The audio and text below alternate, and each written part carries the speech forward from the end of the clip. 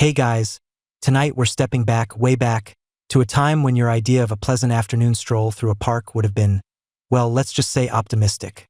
Imagine, if you will, the gentle hum of the refrigerator fading, replaced by the distant howl of something you really, really don't want to meet. You're not in your comfy bed anymore.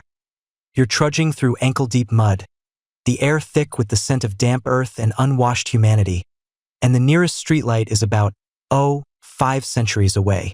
You probably won't survive this. So, before you get comfortable, take a moment to like the video and subscribe, but only if you genuinely enjoy what I do here. Let me know where you're tuning in from and what time it is for you right now.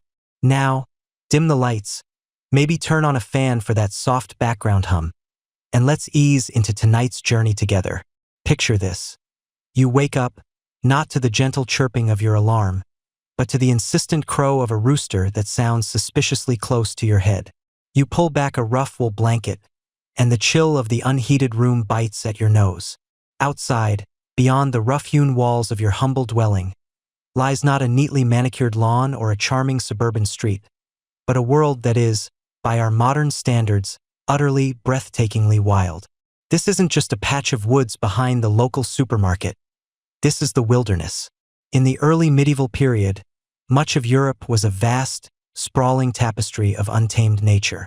We're talking dense, ancient forests stretching for miles, impenetrable bogs that would swallow a horse whole, and rolling, uncultivated plains where the wind whistled a lonely tune.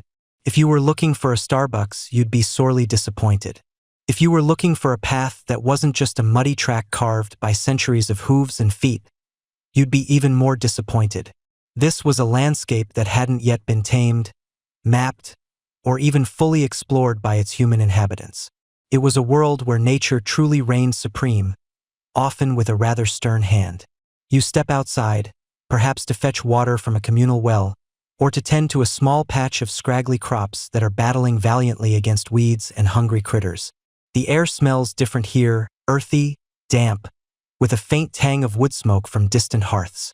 There's no asphalt, no concrete, just the uneven, often muddy, ground beneath your rough leather boots. If you were to walk for an hour or two, or even a full day, you would likely encounter very little that felt ordered or designed. Forget symmetrical flower beds or neatly trimmed hedges. Those concepts were as alien as a smartphone. The sheer scale of the wild was staggering. Historians estimate that in the early Middle Ages, vast swathes of Europe, perhaps up to 80 to 90% of the continent, were covered by forest. Imagine that. Your backyard wasn't a fence-lined rectangle.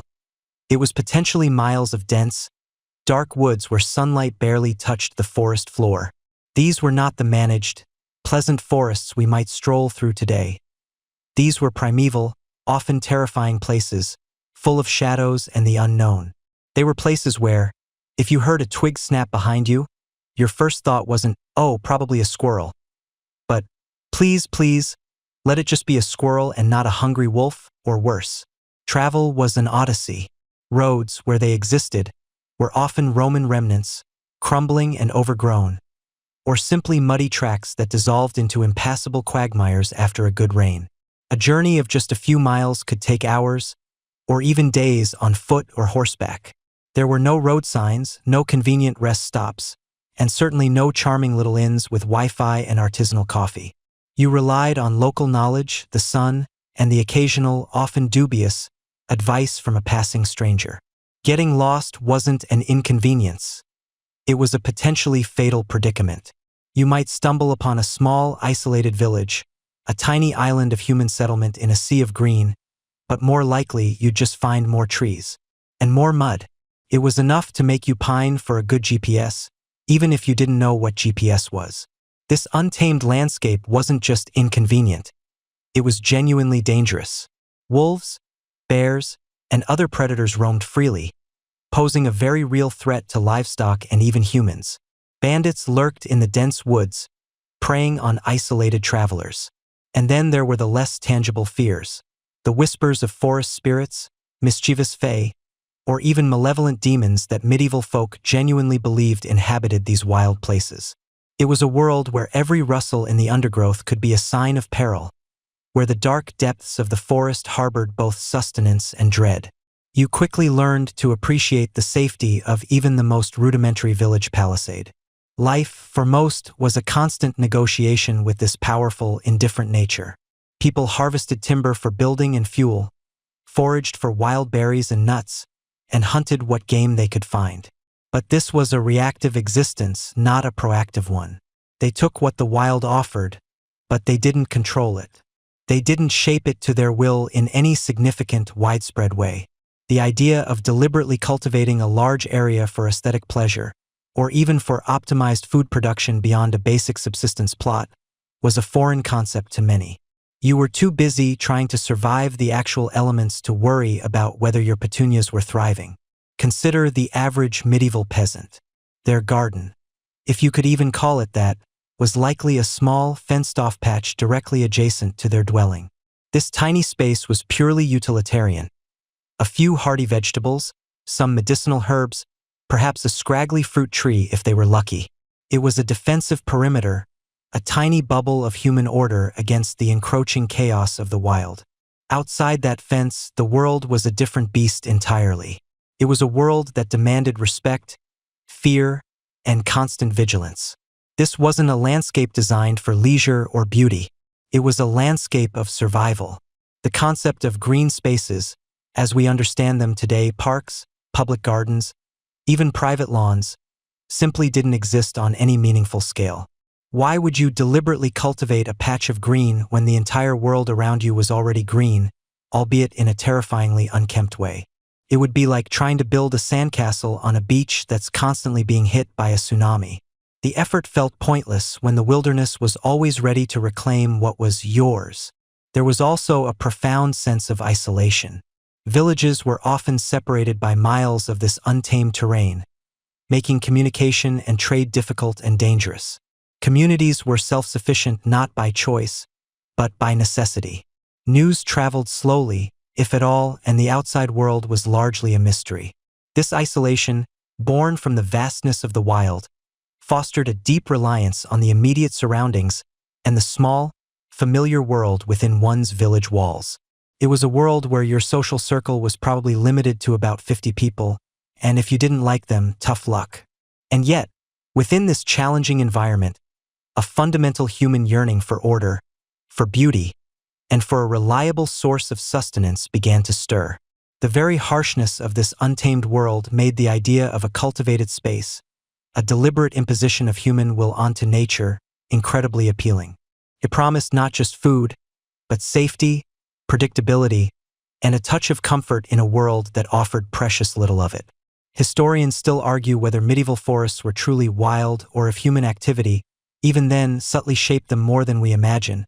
But for the average person, the world beyond their village palisade felt undeniably, overwhelmingly untamed. It was this wild, unpredictable backdrop that set the stage for the emergence of something truly revolutionary: the medieval garden. A tiny, deliberate oasis carved out of the vast, green unknown. Imagine, if you will, the early medieval landscape, often a tangle of wild forests and untamed fields, punctuated by the occasional hamlet. It's a bit like trying to find a decent coffee shop in the wilderness, sparse, and you're probably going to have to make your own. But then you stumble upon a clearing, and there it is, a monastery rising like an oasis of order, and surrounding it, not just a patch of weeds, but a meticulously planned, vibrant tapestry of green. This, my friends, is where the real gardening magic began to happen. You see, while the world outside often felt like it was doing its best impression of a particularly rowdy mosh pit, monastic communities were the quiet, diligent librarians of the plant kingdom. They weren't just monks. They were the OG botanists, the ancient permaculture pioneers, and frankly, the unsung heroes of horticulture. Their monasteries weren't just places of prayer. They were living laboratories, botanical libraries, and self-sustaining ecosystems decades before farm-to-table became a trendy hashtag. They were doing it out of necessity, not for Instagram likes. You might picture a monk, head bowed in quiet contemplation, and that's certainly true. But you should also picture him, sleeves rolled up, hands in the soil, meticulously tending rows of herbs, vegetables, and fruit trees. This wasn't just a hobby. It was a fundamental part of their spiritual and practical existence. The Rule of Saint Benedict, the foundational text for many Western monastic orders, emphasized manual labor as a path to spiritual discipline and self-sufficiency. So, you weren't just tilling the soil, you were tilling your soul, apparently. Talk about multitasking. Wander with me through one of these monastic havens. You step through a simple gate, and suddenly, the cacophony of the outside world seems to dim. The air changes, becoming rich with the scent of damp earth, blooming herbs, and something faintly medicinal. You see neat, raised beds, meticulously edged, each plant in its place, a testament to incredible foresight and planning. It's not just random planting. It's a living, breathing blueprint.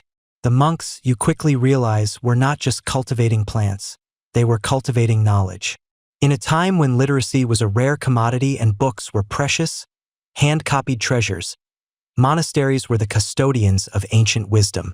They transcribed not only religious texts but also agricultural treatises, medical texts, and botanical encyclopedias from Roman and Greek antiquity. Imagine the patience it took to copy a text on, say, the optimal spacing for cabbages by candlelight, knowing that a single smudge could ruin hours of work. It makes your modern copy-paste seem a little less impressive, doesn't it?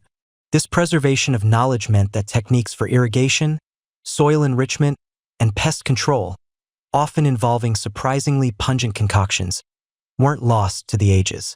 They were studied, refined, and passed down. You might spot a monk poring over a faded manuscript, then heading straight to the garden, a thoughtful frown on his brow, clearly contemplating whether to try that newfangled method for deterring slugs. Historians still argue whether the monk's approach was truly scientific in the modern sense, driven by hypothesis and experimentation, or if it was more a pragmatic, empirical approach, learning by doing and observing. Either way, it worked. And what were they growing? Oh, practically everything. These gardens were the original everything bagel of plant life.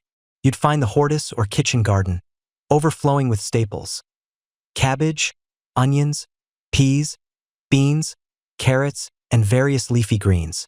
This was the primary source of sustenance for the entire community, ensuring they could feed themselves without relying on the often unstable external economy. It was the ultimate food security plan, long before anyone coined the phrase. You might even see a particularly plump monk sneaking an extra carrot because, well, even spiritual discipline has its limits when it comes to snacks. Adjacent to the kitchen garden, you'd almost certainly find the herbularis or physic garden. This was the monastery's pharmacy, its holistic health clinic, and its natural remedies store all rolled into one. Every monk was, to some extent, an herbalist, learning the properties of different plants. You'd see rows of chamomile for calming frayed nerves, something you might appreciate after a long day of transcribing manuscripts, mint for digestion, calendula for skin ailments, and a truly impressive array of other plants, each with its specific use. They were the original plant whisperers, though instead of telling the plants their secrets, the plants were telling them their medicinal properties. For instance, a mainstream historical fact you'll encounter is that monasteries were instrumental in the cultivation and popularization of specific medicinal herbs across Europe. For example, the widespread use of plants like camphor for healing wounds or valerian for sleep can be directly traced back to monastic gardens. They weren't just growing them. They were actively studying, experimenting with, and documenting their effects. It was like a medieval pharmaceutical company, but with more chanting and less paperwork. Beyond the practical, there was also the spiritual dimension. The herbularius wasn't just about curing the body. It was about nurturing the soul. The very act of tending the garden was seen as a form of devotion, a way to connect with God's creation. The beauty of the flowers, the orderly rows, the cycle of life and death, it all served as a powerful metaphor for spiritual growth and renewal. You might even find a small, enclosed garden, a hortus conclusus, specifically designed for quiet contemplation and prayer, often featuring symbolic plants like lilies, purity, or roses, love. We'll dive deeper into that later. But for now, just appreciate the sheer multifaceted purpose of these green spaces. And let's not forget the more obscure plants. For a quirky or fringe tidbit, consider the dye plants. While not strictly for food or medicine, many monasteries cultivated plants like woad for blue dye, madder for red, and weld for yellow. These weren't just for making fancy tapestries. They were essential for coloring the monks' robes, illuminating manuscripts, and even creating pigments for art. Imagine a monk carefully extracting the indigo from woad, the pungent smell filling the air, knowing that his efforts would result in a vibrant blue for a precious illuminated letter. It's a far cry from picking up a tube of paint at the craft store, isn't it? The self-sustaining nature of these gardens was truly remarkable. They often had sophisticated water systems, sometimes diverting streams or collecting rainwater into cisterns, ensuring a steady supply for irrigation. They practiced composting, returning organic matter to the soil, maintaining its fertility year after year.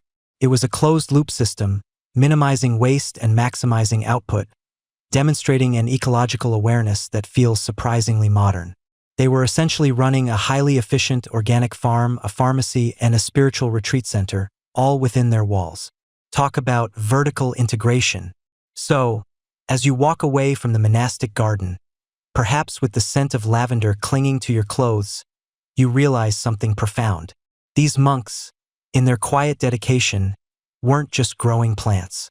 They were cultivating knowledge, preserving ancient wisdom, providing health care, ensuring food security, and shaping the very landscape of the medieval world.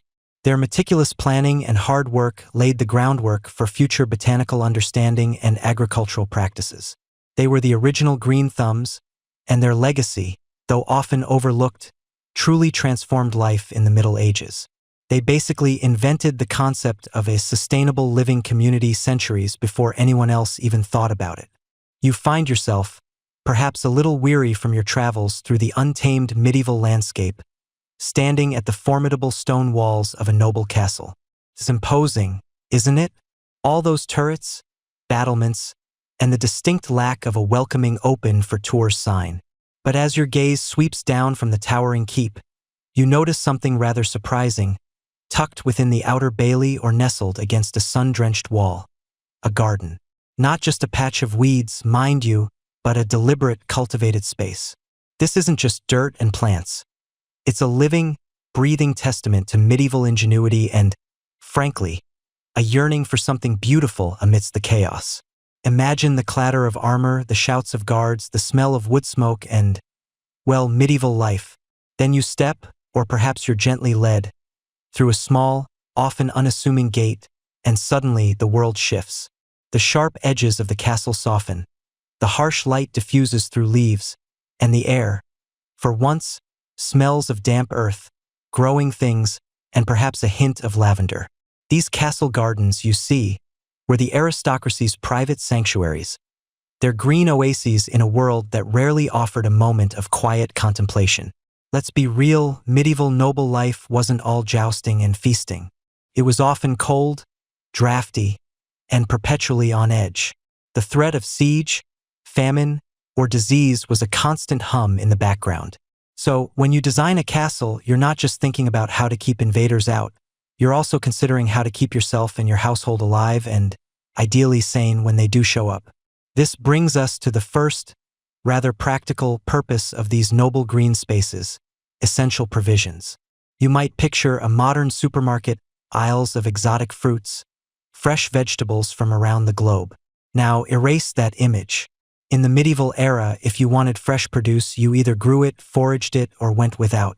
Castle gardens were, in essence, the ultimate farm-to-table experience, long before anyone coined that phrase.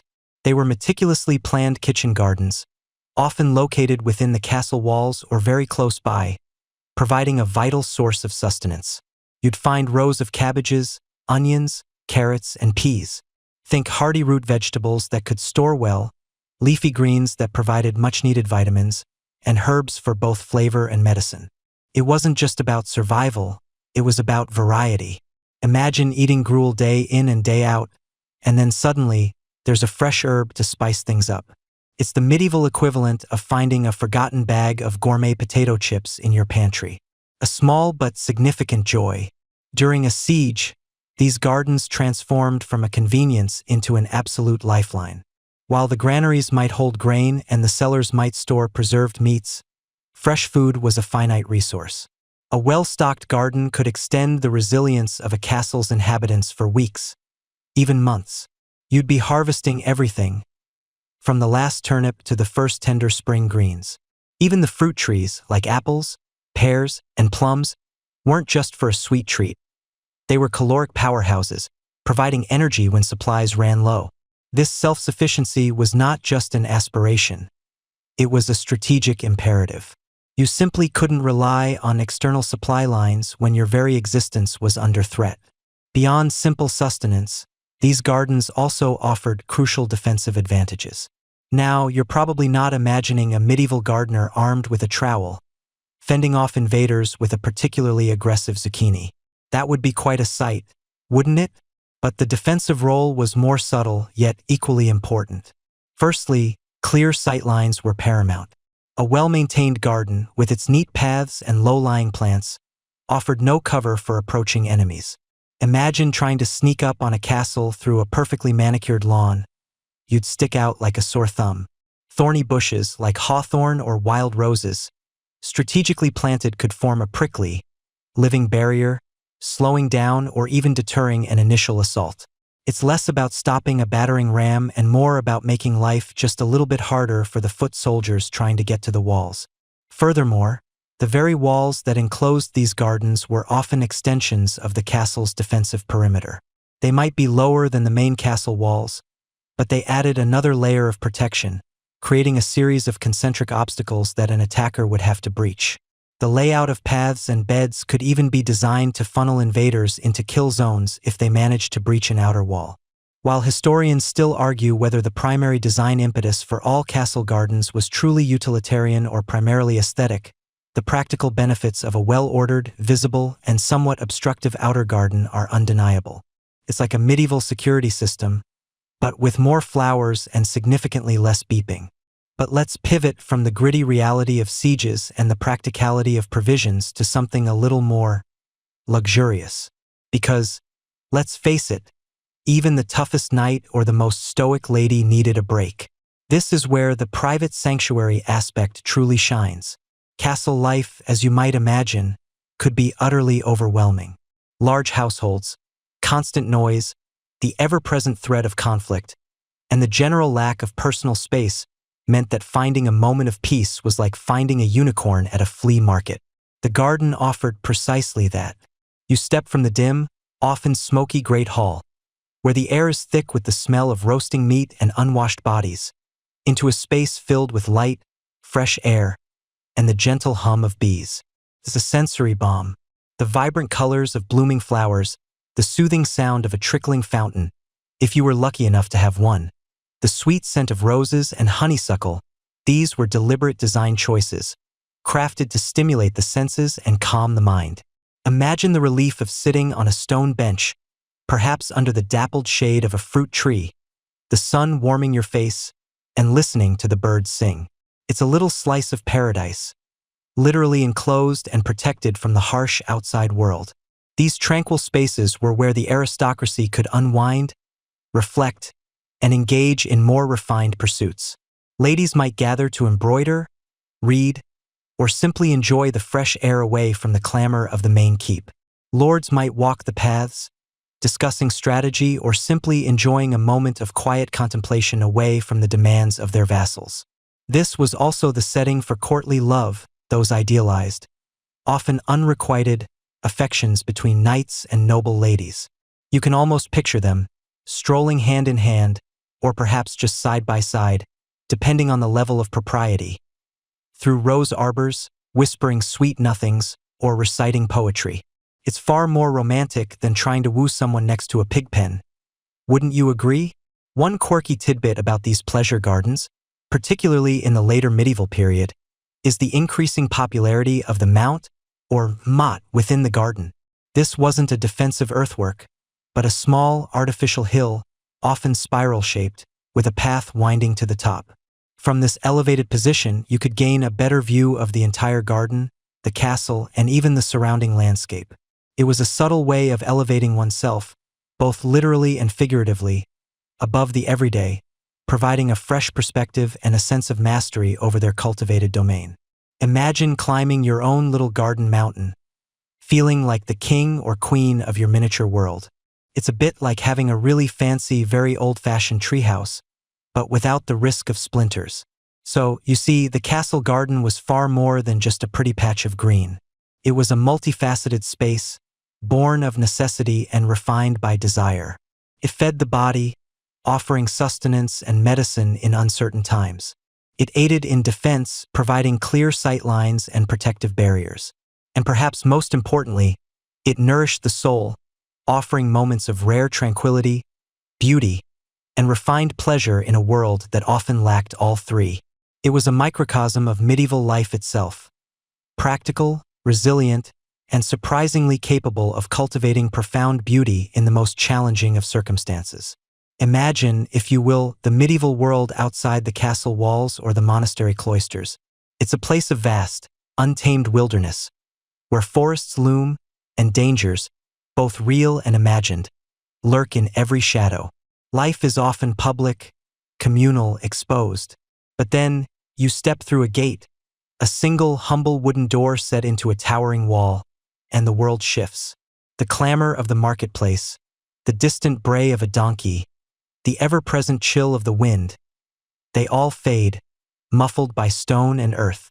You've just entered a hortus conclusus, the sacred enclosed garden, and let me tell you, it's not just a pretty patch of green.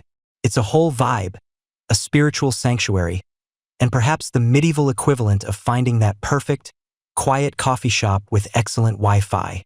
This isn't just any walled garden, though many gardens were indeed walled for practical reasons like keeping out hungry livestock or even hungrier peasants. No, the hortus conclusus carries a profound weight of meaning, a symbolic density that would make a modern literary critic swoon. Its very name, Latin for enclosed garden, whispers of purity, of a space set apart, unsullied by the chaotic world beyond its boundaries. And at the heart of this symbolism lies a figure so central to medieval Christian belief that you can practically hear the Gregorian chants echoing through the quiet air: the Virgin Mary. You see, the concept of the hortus conclusus became inextricably linked with Mary, particularly through the Song of Solomon in the Old Testament, where the beloved is described as a garden locked up, my sister, my bride, a spring enclosed, a sealed fountain. This verse, interpreted allegorically, came to symbolize Mary's perpetual virginity and her immaculate conception. So, as you walk these narrow paths, past beds of fragrant herbs and vibrant flowers, you're not just admiring horticultural skill, you're treading on sacred ground, a living metaphor for divine purity. It's like walking into a cathedral, but instead of stained glass, you have living, breathing plants filtering the light, and the incense is replaced by the sweet scent of roses and lilies. Talk about a sensory upgrade for your soul. Practically, of course, the walls did more than just symbolize purity. They were formidable barriers, offering genuine security in a world where security was rarely guaranteed. They protected delicate plants from the elements, harsh winds, biting frosts, or the unwelcome nibbling of a stray goat who clearly didn't get the memo about sacred spaces. These walls also created a microclimate, a warm, sheltered haven where more sensitive species could thrive, extending the growing season and allowing for a greater diversity of flora than the exposed landscape outside. It's the medieval version of a climate-controlled greenhouse, but with way more spiritual gravitas and, presumably, less plastic sheeting. As you meander deeper into this verdant sanctuary, you notice the meticulous order. Unlike the wild forests, here everything has its place. Paths are often laid out in geometric patterns, frequently a cross shape, further reinforcing the spiritual connection. In the center, almost invariably, you'll find a well or a fountain, bubbling gently, a source of life-giving water. This isn't just for irrigation. It's another powerful symbol.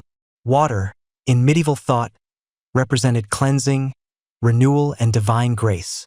The sound of the trickling water, soft and constant, would have been a soothing balm, an auditory anchor in a world often filled with the cacophony of daily life or the distant sounds of conflict. It's the original white noise machine, designed to help you contemplate the divine, not just fall asleep to podcasts. The plants themselves were carefully chosen, not just for their beauty or utility, but for their symbolic resonance. White lilies, for instance, were a common sight, representing purity and the Virgin Mary's innocence. Roses, particularly red ones, symbolized martyrdom and Christ's passion, while their thorns could represent the sorrows of Mary. Violets spoke of humility, and strawberries, with their triple leaves, often alluded to the Holy Trinity. Every bloom, every leaf, was a quiet sermon, a visual catechism whispering theological truths to the contemplative mind. It truly makes your modern garden, with its just plant whatever looks pretty philosophy, seem a bit, well, uninspired, doesn't it? Though, to be fair, nobody's asking your petunias to carry the weight of salvation. The Hortus Conclusus was a place for quiet contemplation, for prayer, for reading sacred texts, and for personal spiritual growth. Imagine a monk or nun, escaping the rigors of communal life, finding solace amidst the fragrance of herbs and the gentle hum of bees. Or a noble lady, retreating from the demands of court, seeking a moment of peace and reflection in her private garden. It was a space designed to foster an inward journey, to create an environment conducive to connecting with the divine. It was, in essence, the original mindfulness retreat, but instead of paying hundreds for a weekend workshop, you just needed to tend some basil. One quirky tidbit about these gardens: while they were primarily symbolic and spiritual, they also sometimes featured rather unexpected residents. Beyond the usual birds and bees, some medieval illuminated manuscripts depict actual unicorns within these enclosed gardens, often kneeling before a fountain or a maiden. This isn't just an artistic flourish. The unicorn itself was a powerful symbol of purity and grace, and its presence in the Hortus Conclusus further reinforced the garden's sacred, untainted nature, especially its association with the Virgin Mary. So, if you ever stumbled upon one of these gardens, you weren't just hoping for a good harvest. You might have been hoping for a mythical creature to pop by for a quick photo op. Though, given their shyness, you'd probably be out of luck unless you were exceptionally pure of heart. Historians still argue whether the practical function of these gardens ever truly overshadowed their symbolic role. Was the primary purpose to grow food and medicine, with the symbolism a happy bonus? Or was the symbolism paramount, with any practical output merely a convenient byproduct of creating a sacred space? It's a bit like debating whether your fancy coffee maker is more about brewing a great cup of joe or about looking stylish on your kitchen counter. Probably both, right? But the emphasis might have shifted depending on the specific monastery or noble household. The very act of tending these gardens was seen as a form of devotion, a physical manifestation of spiritual labor. Weeding, planting, watering, these weren't just chores. They were opportunities for meditation, for connecting with God's creation, for understanding the cyclical nature of life, death, and resurrection. The gardener, in a sense, became a co-creator, shaping a small piece of earth into a reflection of divine order. It was tough work, mind you. No self-watering pots or robot lawnmowers here. Just you, a hoe, and a lot of quiet contemplation. Probably a bit of back pain too. But let's not dwell on that. The Hortus Conclusus wasn't just a physical space. It was a concept, an ideal that permeated medieval art, literature, and religious thought. You see it depicted in countless paintings, tapestries, and illuminated manuscripts, often with Mary seated serenely within its walls, surrounded by symbolic flora. These artistic representations further cemented the garden's place in the collective medieval imagination as a place of refuge, purity, and divine presence. It became a template for what an ideal sacred space should be, a blueprint for earthly paradise.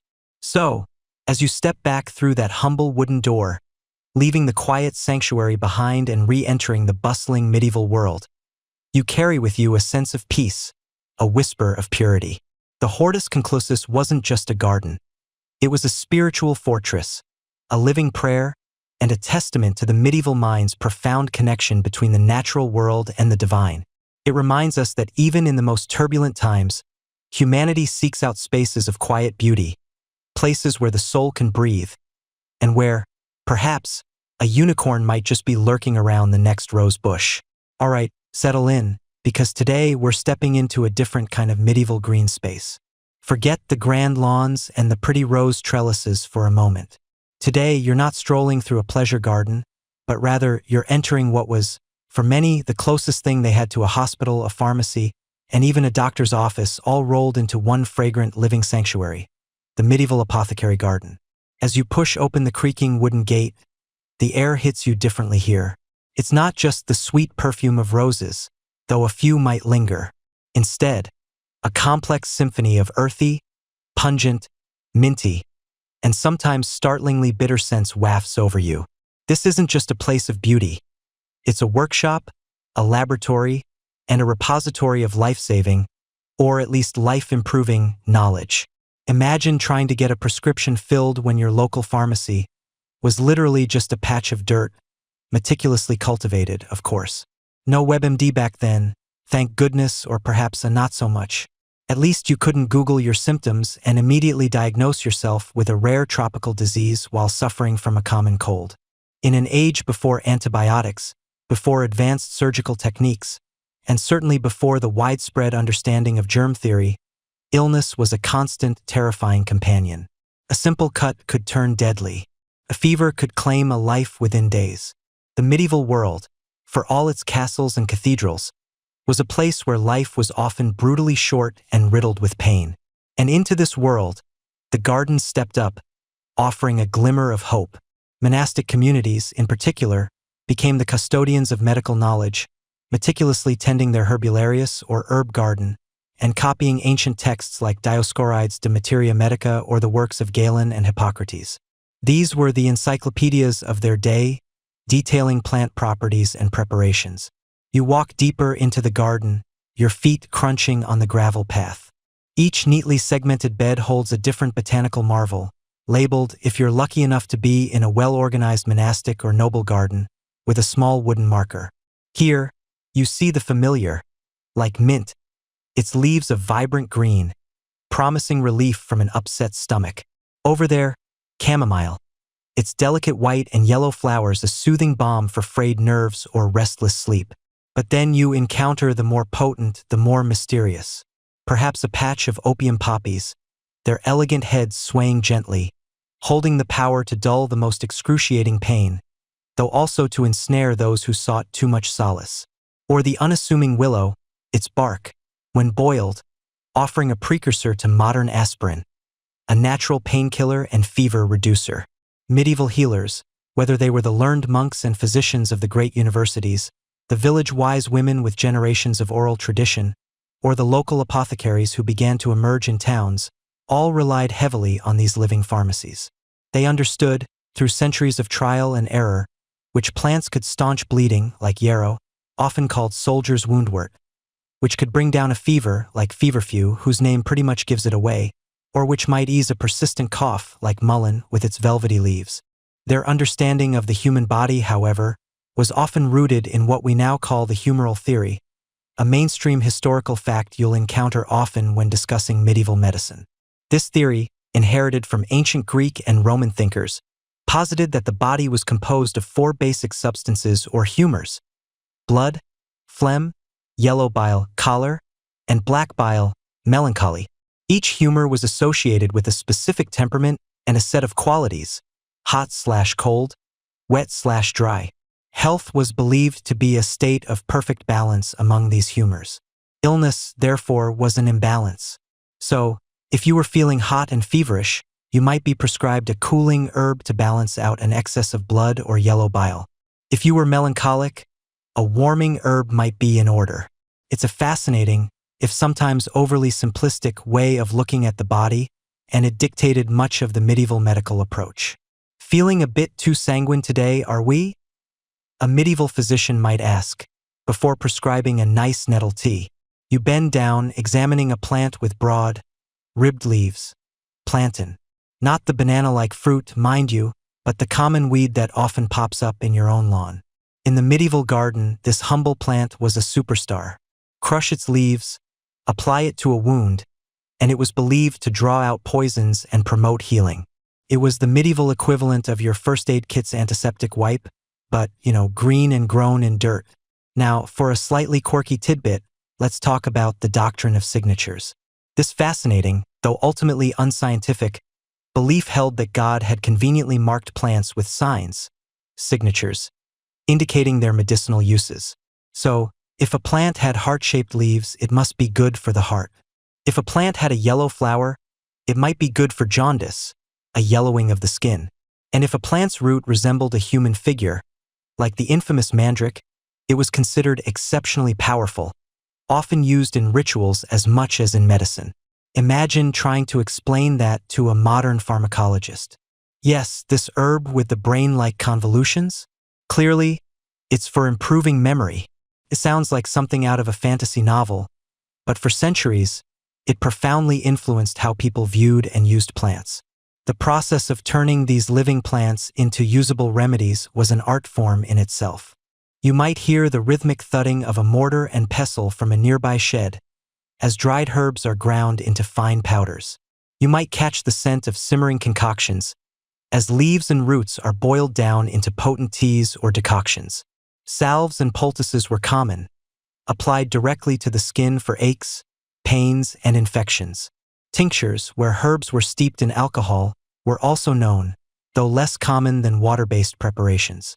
Imagine the taste of some of these concoctions, a bitter brew of wormwood or a pungent garlic poultice. It makes your modern cough syrup taste like gourmet dessert. Of course, the big question remains, did any of this actually work? Historians still debate the true efficacy of many medieval herbal remedies, distinguishing between genuine pharmacological effects and the powerful influence of the placebo effect, or simply the body's own healing capabilities. Some plants, like willow bark, clearly had active compounds that worked. Others, perhaps, were more about faith and ritual than chemistry. But for the medieval person, with limited options, these gardens represented hope, care, and the best available defense against the relentless onslaught of illness.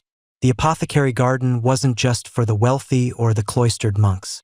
While grand estates had their dedicated plots, even the humblest peasant household would have its small patch, cultivating a few essential herbs for common ailments. Every mother, every grandmother, every village elder would have some basic knowledge of local plants and their uses.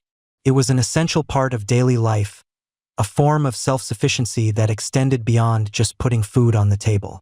If your child had a fever, you knew which leaves to gather. If your neighbor had a persistent cough, you might offer them a handful of dried thyme. This shared knowledge, passed down through generations, formed the bedrock of medieval health practices. As you prepare to leave this fragrant haven, you realize just how deeply these gardens shaped medieval life. They were more than just collections of plants.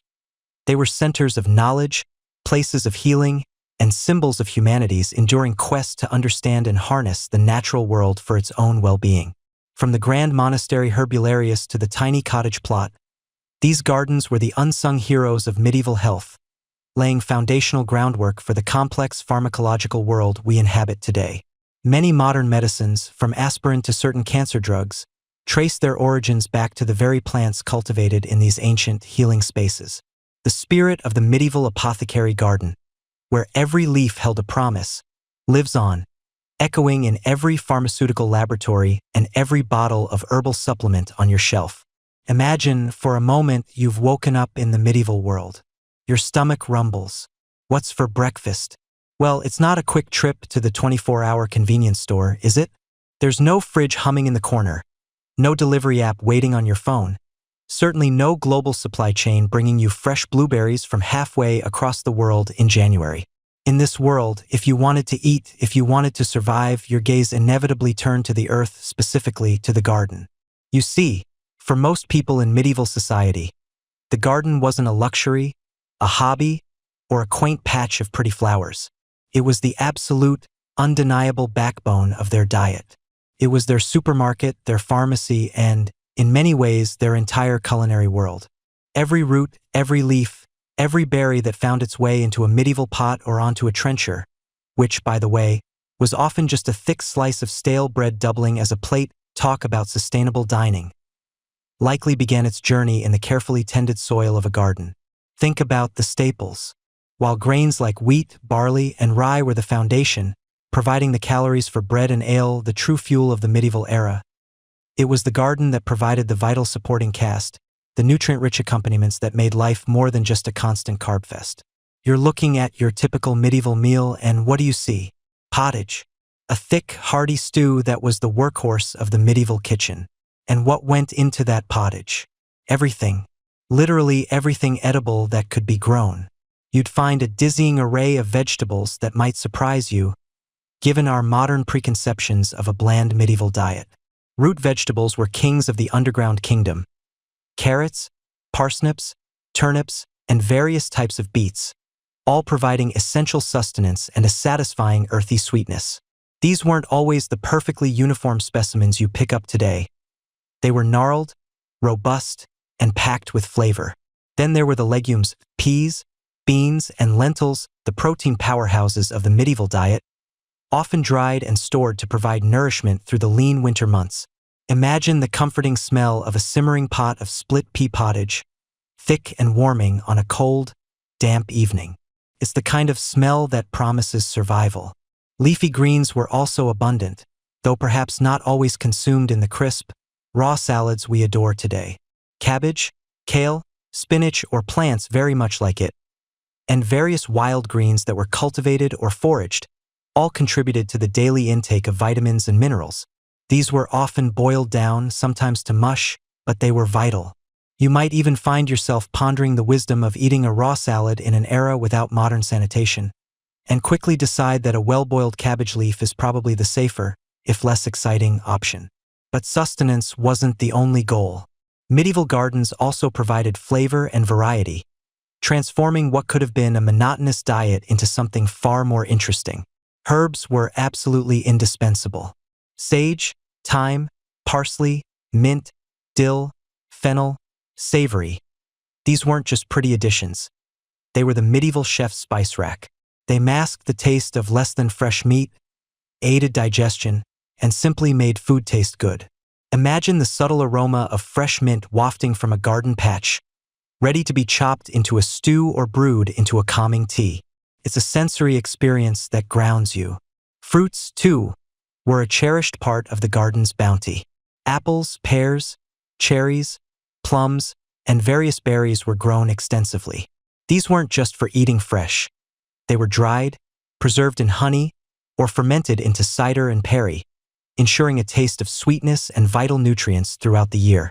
If you could get your hands on a ripe, sun-warmed apple straight from the tree, you'd understand a simple joy that few modern culinary delights could truly replicate.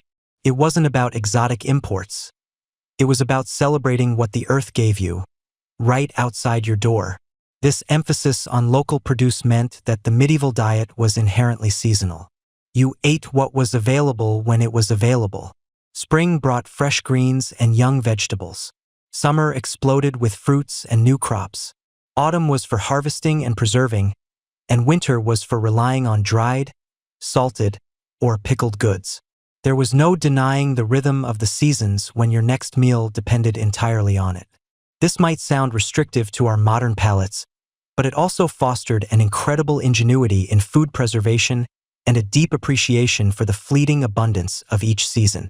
It's kind of like today's farm-to-table movement, but without the Instagram filters and the artisanal sourdough. Just, actual survival. The importance of the garden as a food source also highlights a crucial distinction in medieval society. While the rich had access to exotic spices brought from afar, cinnamon, cloves, nutmeg, black pepper, which were status symbols as much as flavor enhancers, the common person relied almost entirely on the local aromatics provided by their garden. Garlic and onions, for instance, were universally consumed, prized not just for their strong flavors, but also for their perceived medicinal properties. They were the unsung heroes of many a medieval meal, adding a pungent kick that could elevate even the simplest pottage. Historians still argue about the precise balance of grains to vegetables in the average peasant's diet, often debating whether they were truly vegetarian by necessity or choice. But what's clear is the garden's immense contribution. Consider the sheer practicality of having your food source literally steps away from your kitchen, or rather, your hearth. This proximity reduced the need for complex transportation and storage, making food fresher and more accessible. It also meant that, in times of siege or famine, A well-stocked garden could be the difference between life and death. The castle garden, as we touched on earlier, wasn't just for noble strolls. It was a vital larder, capable of sustaining its inhabitants when outside supplies were cut off. Even the humble peasant plot, often just a small patch of land around a cottage, was meticulously cultivated. Here you'd find the essential vegetables, a few herbs, and perhaps a fruit tree or two. It was a testament to the fact that even with limited resources, a family could, with hard work and knowledge, provide for themselves directly from the earth. Imagine the pride in harvesting your first crop of beans, knowing that you had personally nurtured them from tiny seeds into life-sustaining food. It's a connection to your sustenance that few of us experience today, unless you're one of those brave souls attempting to grow your own tomatoes on a city balcony. Which, let's be honest, is usually more about the idea of sustainability than actual self-sufficiency. This deep reliance on garden produce also shaped culinary practices. Few ingredients were wasted. Tougher vegetables might be boiled for longer, creating a softer texture. Leftovers were often incorporated into the next day's pottage. Preservation techniques like drying, salting, pickling, and fermenting were not quaint hobbies but essential skills for survival through the lean months. You would see strings of dried apples hanging in a pantry, barrels of pickled cabbage fermenting in a cool cellar, and bundles of herbs drying from the rafters, all testaments to the gardener's foresight and the cook's ingenuity. A quirky tidbit: while we think of salads as crisp, raw affairs, medieval salettes were often quite different. They could be composed of cooked vegetables, sometimes blanched or boiled, combined with herbs and dressed with oil or vinegar. The idea of just munching on raw lettuce leaves wasn't nearly as prevalent. So, if you ever find yourself time traveling, don't expect a modern Caesar salad. You might be offered a warm, herby concoction that, while delicious, would certainly surprise your taste buds. It's a bit like expecting a sparkling water and getting a hearty ale instead, both hydrating, but wildly different experiences. So, as you drift off, consider how fundamental the garden was to the medieval plate. It wasn't just about nutrition. It was about the daily rhythm of life, the connection to the earth, and the profound satisfaction of transforming soil into supper. Every bite of bread, every spoonful of pottage, every piece of fruit carried the story of the garden, a testament to the ingenuity and resilience of people who understood, intimately, that paradise wasn't just a spiritual concept, but a very real, very edible patch of cultivated earth. Imagine, if you will, stepping through a heavy wooden gate, the kind that groans with centuries of stories, and suddenly the medieval world outside, with its mud, its clamor, and its distinctive aromas simply melts away. You're not just entering a garden. You're entering a meticulously crafted sensory experience, a deliberate escape designed to soothe every single one of your senses. This isn't just about growing food or herbs anymore.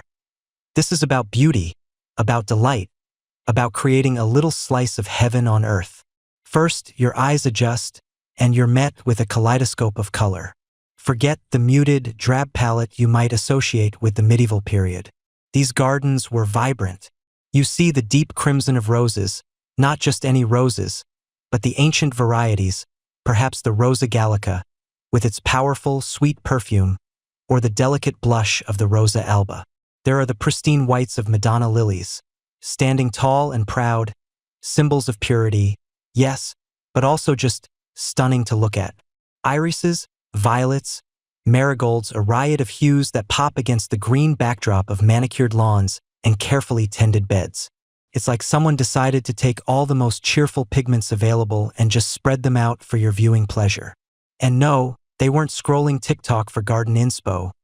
This was all done by hand, with patience and an eye for design. The layout itself is a visual feast. You might find geometrically precise beds, sometimes bordered by wattle fences or low hedges, creating patterns that are satisfyingly orderly. There's a deliberate artistry to how plants are arranged, taller ones at the back, shorter ones in front, just like you'd stage a perfect family photo, only with more petals and fewer awkward smiles. Sometimes, you'd even see turf seats, raised banks of grass that served as benches, inviting you to sit right in the middle of this living tapestry. It's a level of intentional design that might surprise you, given the common misconception of the Middle Ages as purely utilitarian. They knew how to make things pretty, too. But it's not just about what you see. Take a deep breath. Go on, inhale. You're not getting the usual medieval aroma of, well, let's just say rustic charm and leave it there. Instead, the air is thick with perfume. It's the sweet, heady scent of those roses, mingling with the sharp, clean aroma of lavender and rosemary. There's the delicate fragrance of honeysuckle climbing over arbors, and the subtle, earthy notes of various herbs underfoot. This was like the original aromatherapy diffuser, only instead of essential oils it was just plants. Revolutionary, I know. Fragrance was incredibly important, not just for pleasure, but also because it was believed to ward off bad air and even disease. Imagine walking through a garden after a long day in a crowded, less than hygienic town. This was more than just a pleasant smell. It was a cleansing, invigorating balm for the soul and, presumably, the nostrils. And then there's the sound, or rather, the lack of jarring sound. The thick walls that often enclosed these gardens, the same ones that offered protection, also acted as a natural sound buffer. The clamor of the outside world, the clatter of hooves, the shouts of merchants, the general medieval cacophony, fades to a distant murmur. What you hear instead is a symphony of tranquility. The gentle gurgle of a fountain, perhaps a simple stone basin with water trickling from a spigot, or a more elaborate multi-tiered structure, the water creating a soothing, continuous melody. It's the rustle of leaves in a soft breeze, a whispery, almost meditative sound. And, of course, the birds. These enclosed spaces were magnets for local bird life, and their cheerful chirps and melodic songs would have filled the air, a constant, natural soundtrack to contemplation and relaxation. It's the kind of quiet that makes you unconsciously lower your voice, as if you're in a sacred space, which in many ways you are. This deliberate engagement of all the senses wasn't accidental. Medieval people were deeply attuned to their environment, and they understood the profound impact of beauty on the human spirit. These gardens weren't just decorative. They were restorative. They offered a respite from the harsh realities of daily life, a place where the mind could wander, where the spirit could be uplifted. It's the medieval equivalent of your modern-day spa retreat, only with more manual labor involved for the staff. Historians still debate whether the primary purpose of these aesthetic elements was purely spiritual contemplation, or if it was also a display of wealth and power, a subtle flex of medieval landscaping prowess. Was it truly about connecting with the divine through nature's beauty? Or was it also about showing off your ability to command nature and create such a luxurious space? Perhaps it was both, a delightful blend of piety and pride. After all, if you had the means to create a paradise on earth, wouldn't you want it to be spectacular? One mainstream historical fact to consider is that the medieval concept of beauty in gardens often revolved around the idea of a flowery meadow, the Florida, an idealized, cultivated version of nature, rather than untamed wilderness. This wasn't a wild, overgrown patch. It was a carefully curated Eden, where every plant had its place, and the beauty was in the order and the abundance. They wanted to bring the best of nature into a controllable, understandable, and aesthetically pleasing form. It was about imposing human will on the landscape, making it reflect an ideal. And for a quirky tidbit, did you know that medieval gardeners sometimes used living tapestries created from low-growing, scented plants like chamomile or thyme, carefully clipped to form intricate patterns? Imagine walking across a lawn that not only looked beautiful but released a burst of fragrance with every step. It's like a scratch and sniff sticker, but for your entire garden, and much, much more sophisticated. It speaks to a level of sensory engagement we often overlook when thinking about this period. They weren't just planting, they were performing. So, as you recline on that turf seat, perhaps with the gentle warmth of the sun on your face, surrounded by the perfume of roses and the murmur of water, you realize these gardens were more than just collections of plants. They were carefully designed environments, places of profound sensory delight, crafted to uplift the spirit and provide a profound sense of peace. They were a testament to the human desire for beauty, even amidst the most turbulent of times, a reminder that paradise could be found, even if it was just within a few well-tended walls. The medieval gardener truly understood that beauty wasn't a luxury. It was a necessity for the soul. You've wandered through the practicalities, the spiritual solace, and the sheer beauty that medieval gardens offered. But now, imagine them not just as quiet havens or productive plots, but as the very heartbeat of social life. You step through a low archway, perhaps wreathed in climbing roses, and suddenly, the air hums with a different kind of energy. This isn't just a place to grow your dinner or ponder the divine. It's the medieval equivalent of your favorite coffee shop, your local park, and that fancy banquet hall all rolled into one verdant, fragrant package. You find yourself in a space designed for human connection, a deliberate stage set for the intricate dance of medieval society. For the nobility, these castle gardens, or sometimes the grander monastic cloister gardens, were prime real estate for showing off. Think of it.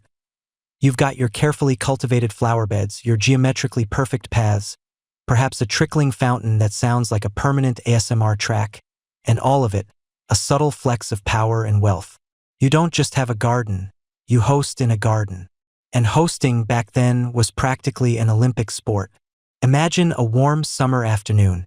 You're a noble lady, perhaps, strolling arm in arm with a confidant. The rustle of your silk gown barely audible over the gentle buzz of bees. You pause by a raised bed of fragrant herbs, mint, lavender, thyme, and lean in, inhaling deeply. This isn't just a casual walk. It's a mobile meeting. You're discussing the latest court gossip, perhaps the scandalous new fashion from France, or the upcoming tournament your husband insists on hosting. These garden strolls were the perfect setting for hushed conversations, for alliances to be forged with a shared laugh, for rivalries to simmer beneath a veneer of politeness. It's like a medieval LinkedIn event, but with way better catering and no awkward name tags. And speaking of catering, when the weather permitted, which, let's be honest, wasn't as often as they probably wished in Northern Europe, banquets would spill out from the stuffy great halls into the open air of the garden. You'd see long wooden tables laden with roasted meats, bread, and perhaps some of those freshly picked vegetables you learned about earlier. Minstrels would pluck at lutes, their melodies drifting through the perfumed air. Jesters might tumble and crack jokes, their antics amplified by the natural acoustics of the enclosed space. It's a feast for the senses, a spectacle of sights and sounds, far more vibrant than being cooped up indoors. You might even catch a glimpse of a particularly awkward dance, where someone inevitably steps on someone else's velvet slipper. Don't worry, no one's posting it on TikTok. But beyond the grand spectacles, gardens were also the stage for something far more intimate, far more whispered. Courtly love. A courtly love. You've heard the legends, the troubadour songs, the knights pledging undying devotion to unattainable ladies. Well, these gardens, with their secluded arbors and hidden nooks, were the perfect backdrops for such romantic overtures. The concept of the locus amenus, the pleasant place, found its ultimate expression here. It was a secluded paradise, often walled, protecting the tender feelings within from the harsh realities of the world outside. You might find a knight, perhaps, reciting poetry he'd painstakingly composed, his voice low and earnest, to a lady seated on a stone bench, framed by climbing roses. Or maybe they're playing a quiet game of chess, their fingers brushing as they reach for a piece, a spark of unspoken longing passing between them. The symbolism of the garden itself, purity, beauty, growth, lent itself perfectly to these idealized romantic encounters. It was a world away from the arranged marriages and political machinations that often defined noble life. The Roman de la Rose, a hugely influential medieval French poem, is practically a love letter to these garden settings, depicting elaborate allegorical gardens as the very landscape of desire and courtship. It's the original rom-com setting, only with more allegorical figures and less witty banter. Historians still argue whether courtly love was a widespread social practice or more of an idealized literary construct, a kind of medieval fan fiction that noblemen and women enjoyed. But regardless, the gardens provided the perfect imaginative and actual space for its performance. You could role-play your most dramatic romantic fantasies without having to worry about, actual dragons. And it wasn't just the nobility who found their social rhythm in the green spaces. While their gardens were humbler, peasant communities also utilized shared plots and communal grounds for social gatherings. Think of a village green, perhaps bordered by a few fruit trees or a communal herb garden. This was where local festivals might take place, where villagers gathered after a long day of work to share stories, where children played simple games like tag or hide and seek among the vegetable patches. It was a less formal, more organic social hub, but no less vital to the fabric of community life. You might hear the raucous laughter of a group playing an early form of skittles, or the rhythmic thud of feet as they danced to the tune of a pipe. It was a reminder that even the simplest green space could be transformed into a vibrant center of human interaction. Sometimes, even the more practical aspects of gardening morphed into social events. Imagine a communal harvest, where everyone pitches in to gather the bounty of the fields or orchard. It's hard work, yes, but it's also a chance to chat, to flirt, to share news and gossip. Food and drink would be passed around, and as the sun set, the work would often give way to singing and storytelling around a small fire. It's a bit like a modern-day potluck, but with more dirt under your fingernails and probably fewer gluten-free options. The garden also served as a place for more structured intellectual and spiritual discourse, particularly within monastic communities. You remember the monks, those diligent garden masters. Their cloisters, often featuring a central lawn or garden, were not just for meditation.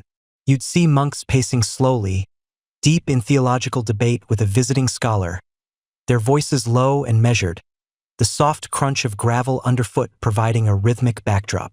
Or perhaps a master illuminator would bring his latest work out into the natural light, showing it off to his brethren, their murmurs of approval echoing softly.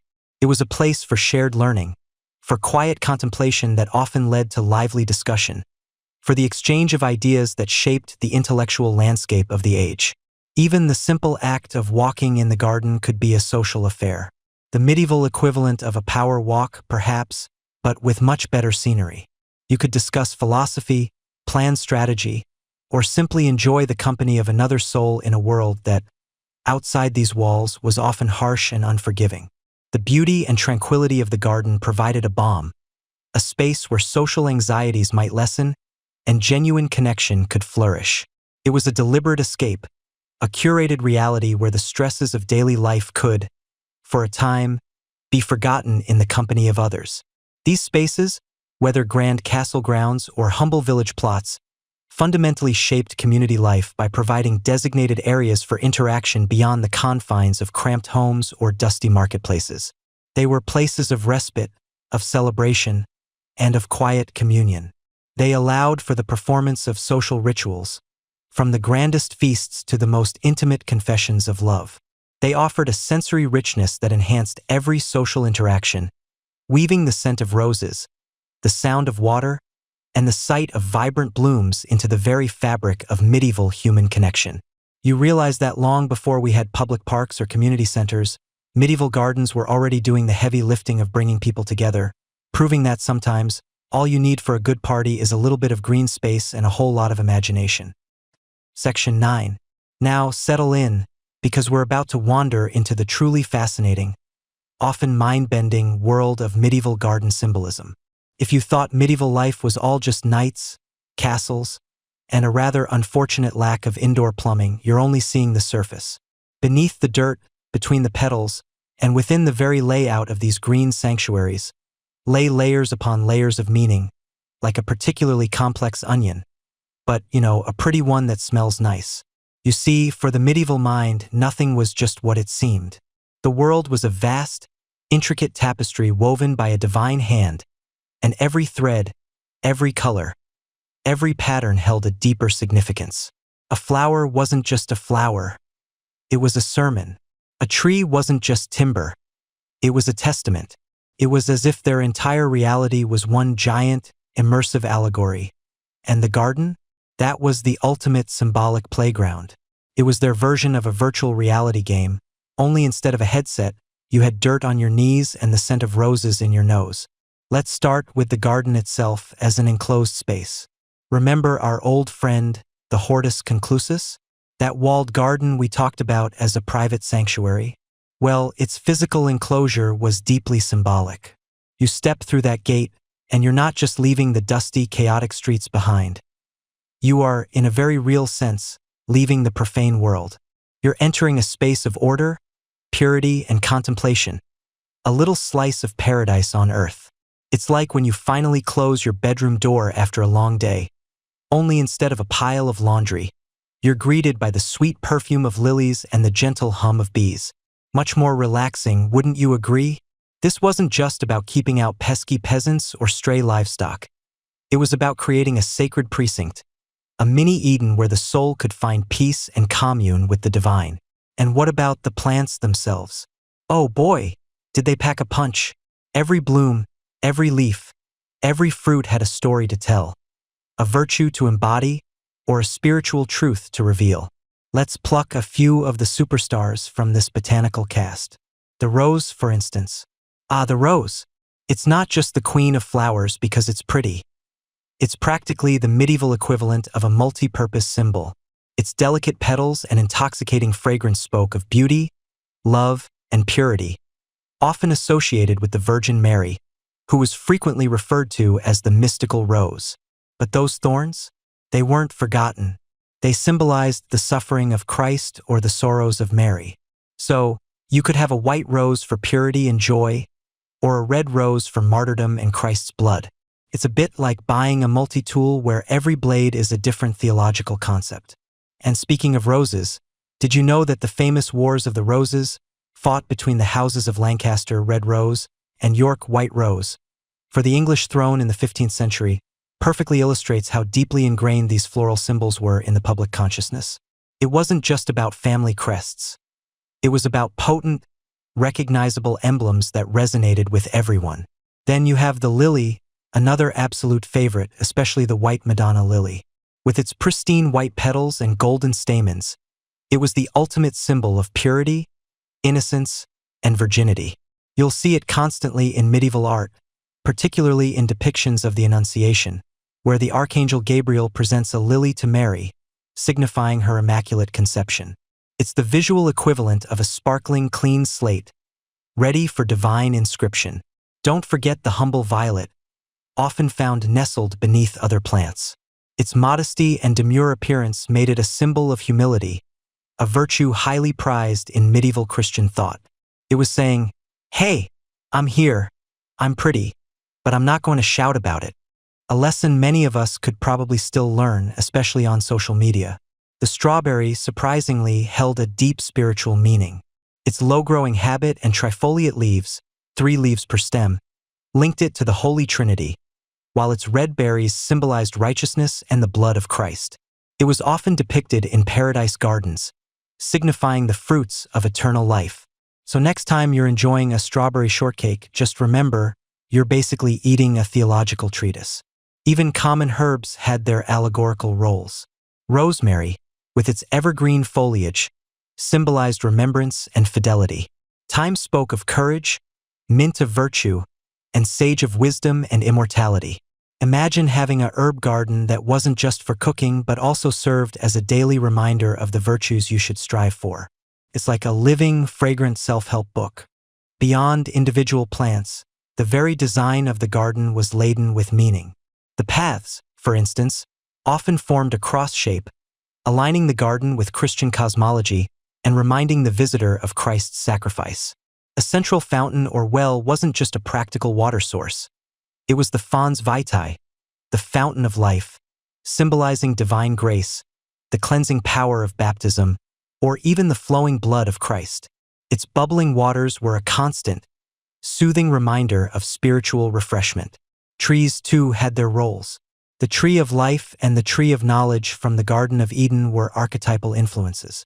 A single, prominent tree in the center of a garden might represent the axis mundi, the connection between heaven and earth, or even Christ himself.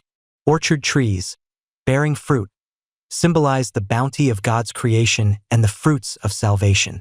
Now, you might be thinking, did everyone really get all this? Or was it just for the super pious scholars? And that's a fair question. Historians still argue whether the average medieval person, or even the average garden owner, was deeply versed in all the intricate layers of symbolism, or if some of it was more implicitly understood or appreciated by the educated elite. While the clergy and nobility certainly had access to texts and teachings that expounded on these meanings, many symbols were so pervasive in art, literature, and everyday life that a basic understanding would have been widespread. It was part of the cultural fabric, like knowing that a red heart means love today. Here's a quirky tidbit for you. The nettle, that notoriously stinging plant, surprisingly held a symbolic meaning of its own. While often seen as a weed, in some contexts, it represented protection against evil or a remedy for spiritual malaise, perhaps because its sting served as a sharp, unpleasant reminder of sin or the need for repentance.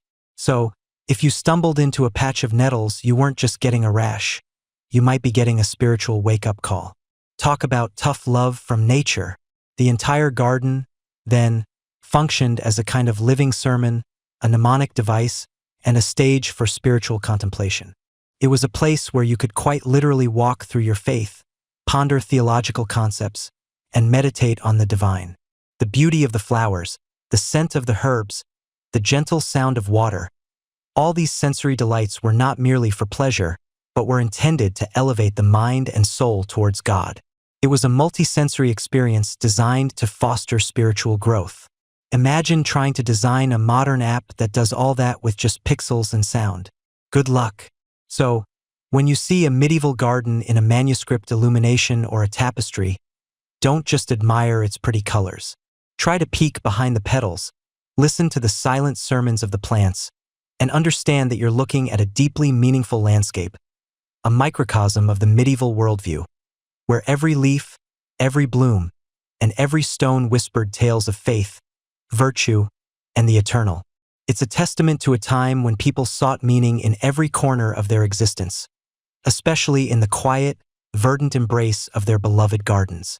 You drift deeper now, past the vibrant blooms and the quiet corners of contemplation, and you start to notice something else, a subtle presence, a constant murmur in the background. It's the whisper of water, the gentle gurgle, the soft splash. In a world before the satisfying whoosh of your toilet or the convenient twist of a tap, water wasn't just a commodity. It was life itself, and in the medieval garden, it was also art, a vital, flowing thread weaving through every aspect of its existence. Imagine, for a moment, the sheer effort involved. No municipal water mains, no giant reservoirs up in the hills.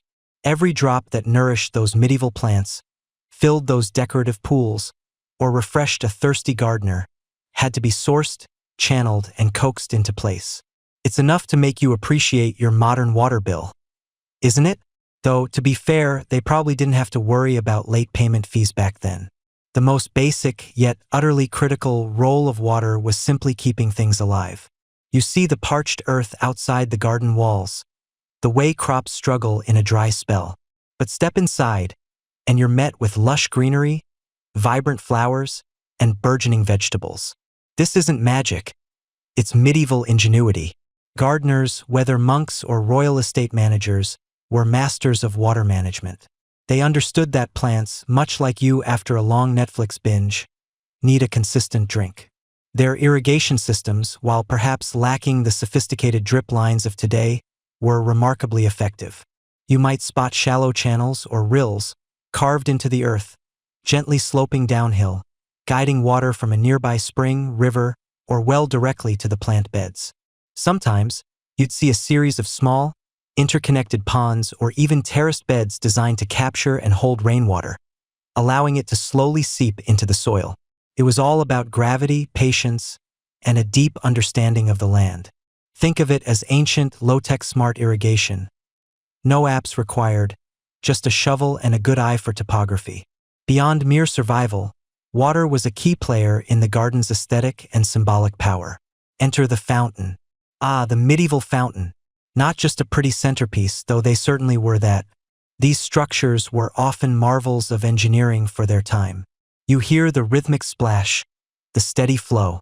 It's a sound that instantly brings a sense of calm, a stark contrast to the often noisy and tumultuous world beyond the garden walls. Imagine the relief on a hot summer's day, the cool mist rising from a fountain's basin, It's like a medieval air conditioner, only way more charming and a lot less likely to break down. Fountains could range from simple spouts, a lion's head, perhaps, or a gargoyle pouring water into a stone basin, to elaborate, multi-tiered structures adorned with intricate carvings and statues. Sometimes, these statues would depict allegorical figures, biblical scenes, or even playful creatures. The water itself often flowed from lead pipes, painstakingly laid, or through wooden conduits, sometimes even through hollowed-out stone. Keeping these systems free of blockages and leaks was a constant battle, a bit like trying to keep your old garden hose from kinking, but on a grander, more medieval scale. One mainstream historical fact that really hits home is the absolute necessity of a reliable water source for any fortified dwelling. For a castle, a well within its walls wasn't just convenient. It was a matter of survival during a siege. If you cut off the water supply, you could starve out a garrison without ever needing to storm the walls. So, the castle garden, often a vital food source, relied directly on this same critical water supply, sometimes even sharing the same well or a dedicated conduit from it. The very lifeblood of the castle flowed into its garden. But water's role wasn't just practical. It was deeply symbolic. The hortus conclusus we talked about, its purity was often emphasized by a central fountain or well, representing the fountain of life or the spring of paradise. The clear, flowing water symbolized purity, renewal, and divine grace. You'd see it reflecting the sky, the surrounding plants, creating a shimmering, ever-changing mirror that added another dimension of beauty and contemplation. It was a visual metaphor for the soul's journey, always seeking that pure, refreshing source. Now for a quirky tidbit. While not as common as in the later Renaissance, there's evidence of early trick fountains in some more elaborate medieval gardens, particularly those influenced by Islamic or Roman designs. These weren't just pretty. They were designed to surprise or amuse. Imagine sitting by a seemingly innocuous statue, and suddenly, a hidden jet of water squirts out, perhaps dousing an unsuspecting guest. It was a medieval practical joke, a moment of playful mischief amidst the quiet contemplation. You can almost hear the giggles of medieval lords and ladies, enjoying a moment of watery fun. The meticulousness required for these water systems was impressive. Monastic communities, ever the innovators, were particularly adept. They often had sophisticated systems of channels and sluice gates to divert water for multiple purposes. Not just for irrigation, but also for flushing latrines. Yes, medieval plumbing existed, albeit rudimentary. Powering small mills, and even for fish ponds. Historians still argue whether medieval engineers truly grasped the full hydraulic principles of their Roman predecessors, or if their success was more a matter of empirical knowledge and trial and error. Either way, they managed to make water work for them in remarkably efficient ways. Maintaining these systems was a full-time job. You can imagine the constant battle against leaves clogging channels, pipes cracking from frost, or the buildup of sediment. Someone had to regularly clear the channels, repair leaks, and ensure the flow was consistent. It wasn't just about digging a ditch. It was about understanding the subtle forces of nature and working with them. The sound of water was another key element. In a world without constant background noise from traffic or electronics, the gentle murmur of a fountain or the steady trickle of a stream would have been incredibly prominent and soothing. It masked other sounds, creating an auditory cocoon that enhanced the garden's sense of peace and enclosure. You might close your eyes and just listen to the rhythm of the water, letting it wash away the day's worries. It's the original white noise machine, only way more organic and without the need for batteries. So, as you walk through these imagined medieval gardens, remember the vital role of water. It wasn't just a necessity. It was a design element, a symbol, a source of comfort, and a testament to the ingenuity of the people who created these green havens. From the humble irrigation ditch nourishing a cabbage patch to the ornate fountain gracing a noble's courtyard, water was the lifeblood, sustaining beauty and life in every carefully planned enclosure. It truly shaped how these spaces functioned and how they felt, creating a verdant oasis in a sometimes arid world. You've wandered through the manicured elegance of monastic cloisters and admired the strategic beauty of noble castle grounds. You've pictured yourself strolling through fragrant rose arbors and contemplating the purity of a hortus conclusus. But now, let's leave the grand estates and the perfumed air of privilege behind. It's time to get our hands truly dirty, to trudge through the muddy reality of medieval life for the vast majority of people. We're going to step into the humble world of peasant plots and community gardens, where the stakes weren't about aesthetic pleasure or symbolic meaning, but about something far more visceral: survival. Imagine, if you will, a small wattle and daub cottage, smoke curling lazily from its thatched roof. Behind it, or perhaps nestled beside it, lies a patch of earth, often no larger than a modern suburban backyard. This isn't some quaint hobby garden for weekend relaxation. This is the lifeline, the larder, the pharmacy, and, frankly, the entire world for a medieval peasant family. As you approach, you'll feel the damp, rich earth under your worn boots, smell the earthy scent of growing things mixed with the faint tang of animal manure, for these gardens were often right next to a pigsty or a chicken run, the animals providing not just future meals, but also invaluable fertilizer. This small plot, known as a curtilage or croft, was where the real magic of medieval self-sufficiency happened. Here, you wouldn't find exotic spices or rare medicinal herbs brought from distant lands. No, this was a domain of hardy, practical plants.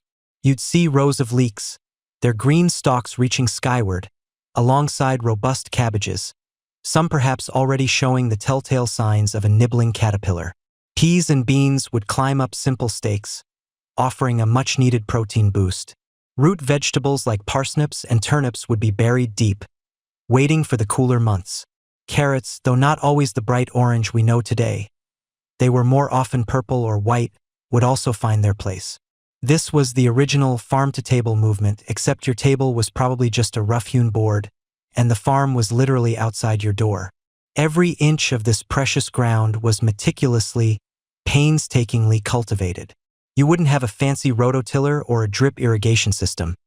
Your tools would be a heavy spade, a simple hoe, and perhaps a rake made of rough wood. Your hands, perpetually calloused and dirt-stained, would be your primary instruments. Weeding was a constant, back-breaking chore, done by hand or with the simplest of tools. Pest control? Well, that often meant picking off slugs and caterpillars one by one, or perhaps relying on the village cat, if it wasn't too busy napping in a sunbeam. It was relentless, unglamorous work, and your back might never forgive you, but the alternative was far worse. Beyond the individual plots, the medieval landscape was also shaped by community gardens, or more accurately, communal fields. This is where a mainstream historical fact comes into play. The vast majority of arable land was organized into open fields, often employing the three-field system. Imagine immense stretches of land, divided not by fences, but by subtle furrows. Each family allocated a number of narrow strips.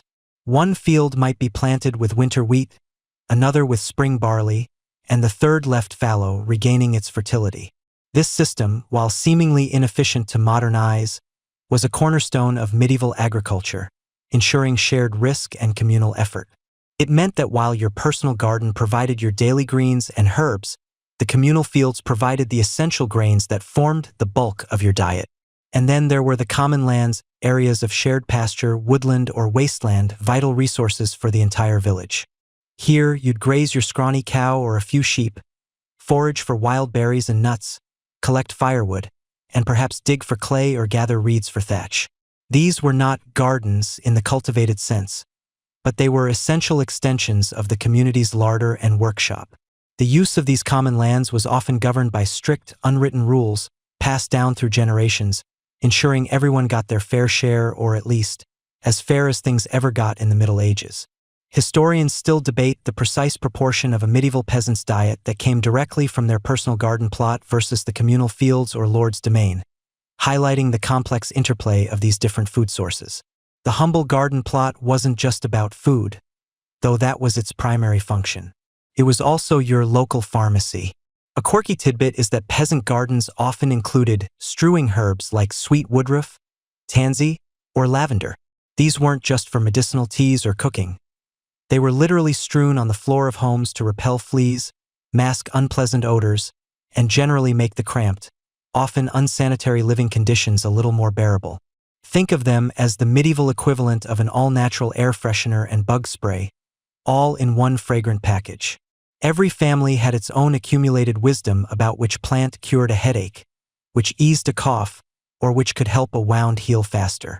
This practical, inherited botanical knowledge was crucial, as professional medical care was either non-existent or prohibitively expensive. The rhythm of life revolved around these plots and fields. Your days, from dawn till dusk, were dictated by the seasons, the weather, and the needs of your crops. Spring meant sowing, summer meant weeding and tending, autumn meant harvest, and winter meant mending tools, preparing the soil, and surviving on what you had stored. Children, as soon as they could walk, were put to work, helping with weeding, scaring away birds, or collecting fallen fruit.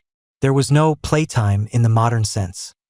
Life was a continuous cycle of labor, directly linked to the earth.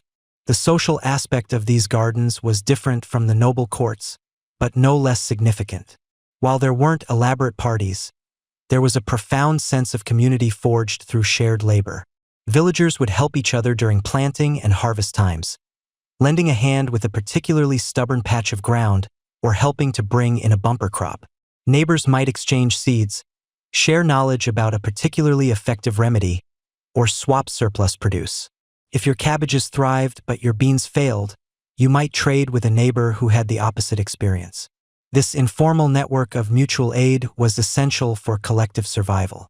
It was a community bound by the soil, by shared hardship, and by the fundamental need to feed their families. So, while the lords and ladies enjoyed their aesthetically pleasing, symbolic gardens, the peasant's garden was a gritty, vital, and utterly essential part of their existence. It was a testament to human resilience, ingenuity, and the sheer power of a few square feet of cultivated earth to sustain life against formidable odds. It might not have been beautiful in the same way a rose garden was, but to a hungry family, a patch of thriving turnips was more glorious than any fountain. It represented hope, sustenance, and the enduring ability of simple hands to shape paradise, however small, from the ground up. You've wandered through the fragrant medieval garden, seen its beauty, understood its purpose, and even imagined the quiet contemplation it offered. But now, as the gentle breezes whisper through imaginary rose trellises, let's peel back the layers of earth and time to reveal the true architects of these verdant havens, the hands that shaped paradise.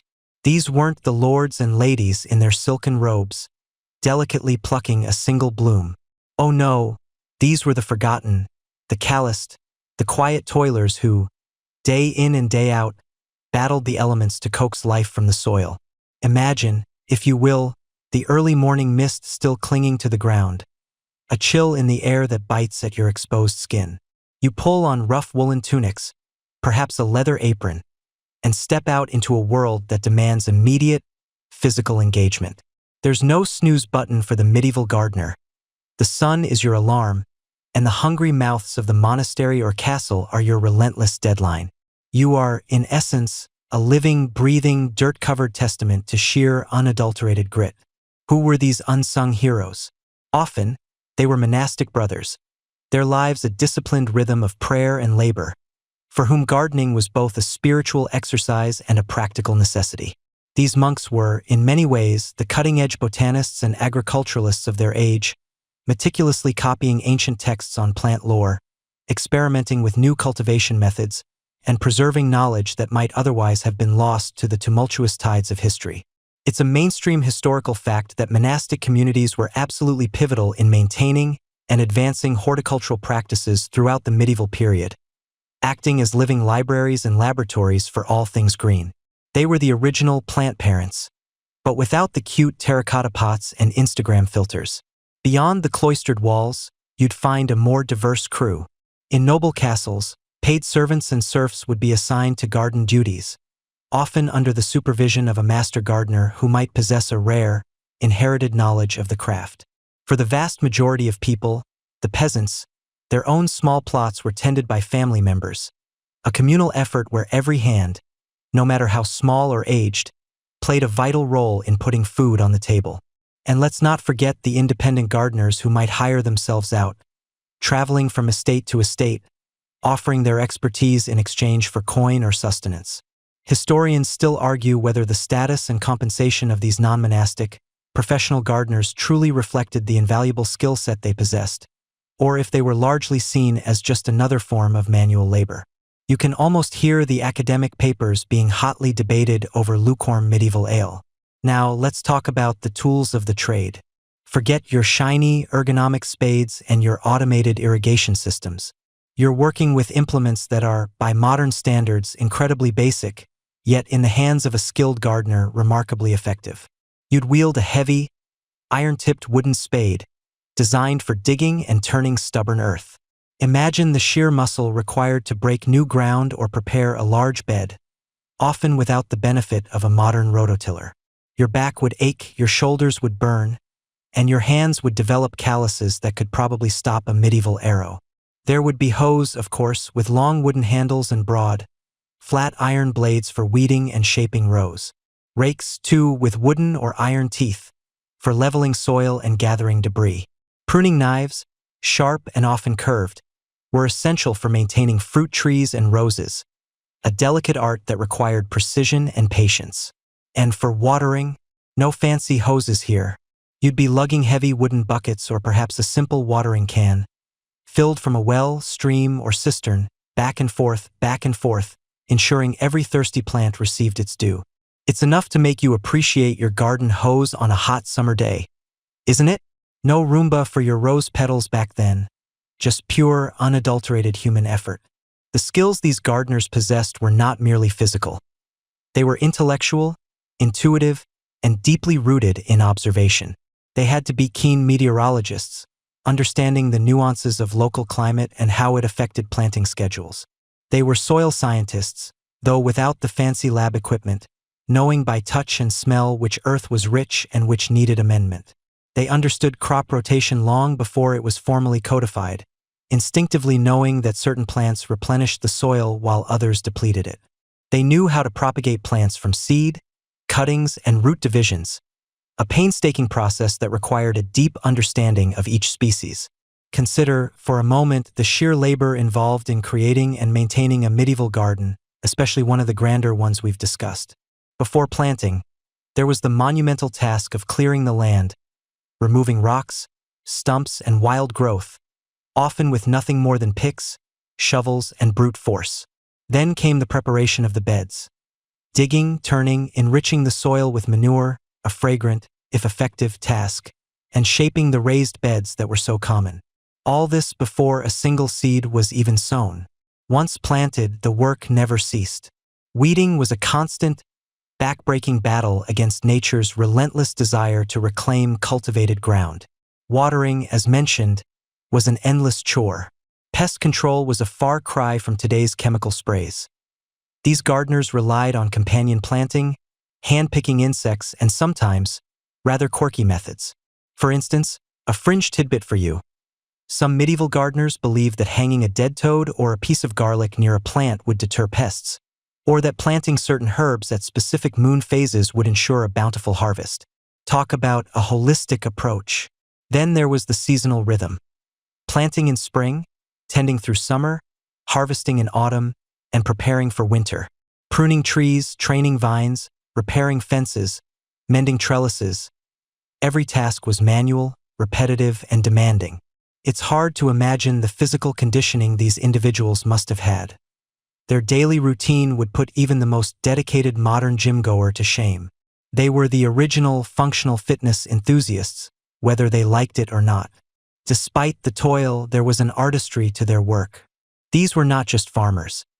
They were living sculptors, shaping living materials into forms that brought joy, sustenance, and spiritual solace. They understood the aesthetics of balance, the beauty of symmetry, and the subtle interplay of color and texture. They might not have considered themselves artists in the modern sense, but their meticulous care, their profound knowledge, and their unwavering dedication transformed raw earth into intricate, functional, and deeply symbolic works of art. Their hands, though scarred and weary, truly shaped paradise. You've wandered through the fragrant rose arbors, imagined the quiet contemplation of a monk, and perhaps even pictured yourself sharing a whispered secret in a noble lady's bower. It all sounds rather idyllic, doesn't it? A green paradise, a tranquil escape from the muddy, chaotic medieval world. But now, as the soft glow of our imaginary lantern dims just a touch, let's peel back the layers of that verdant perfection and peer into the shadows where the real struggle unfolded. Because the truth is, maintaining a medieval garden wasn't some effortless stroll through Eden.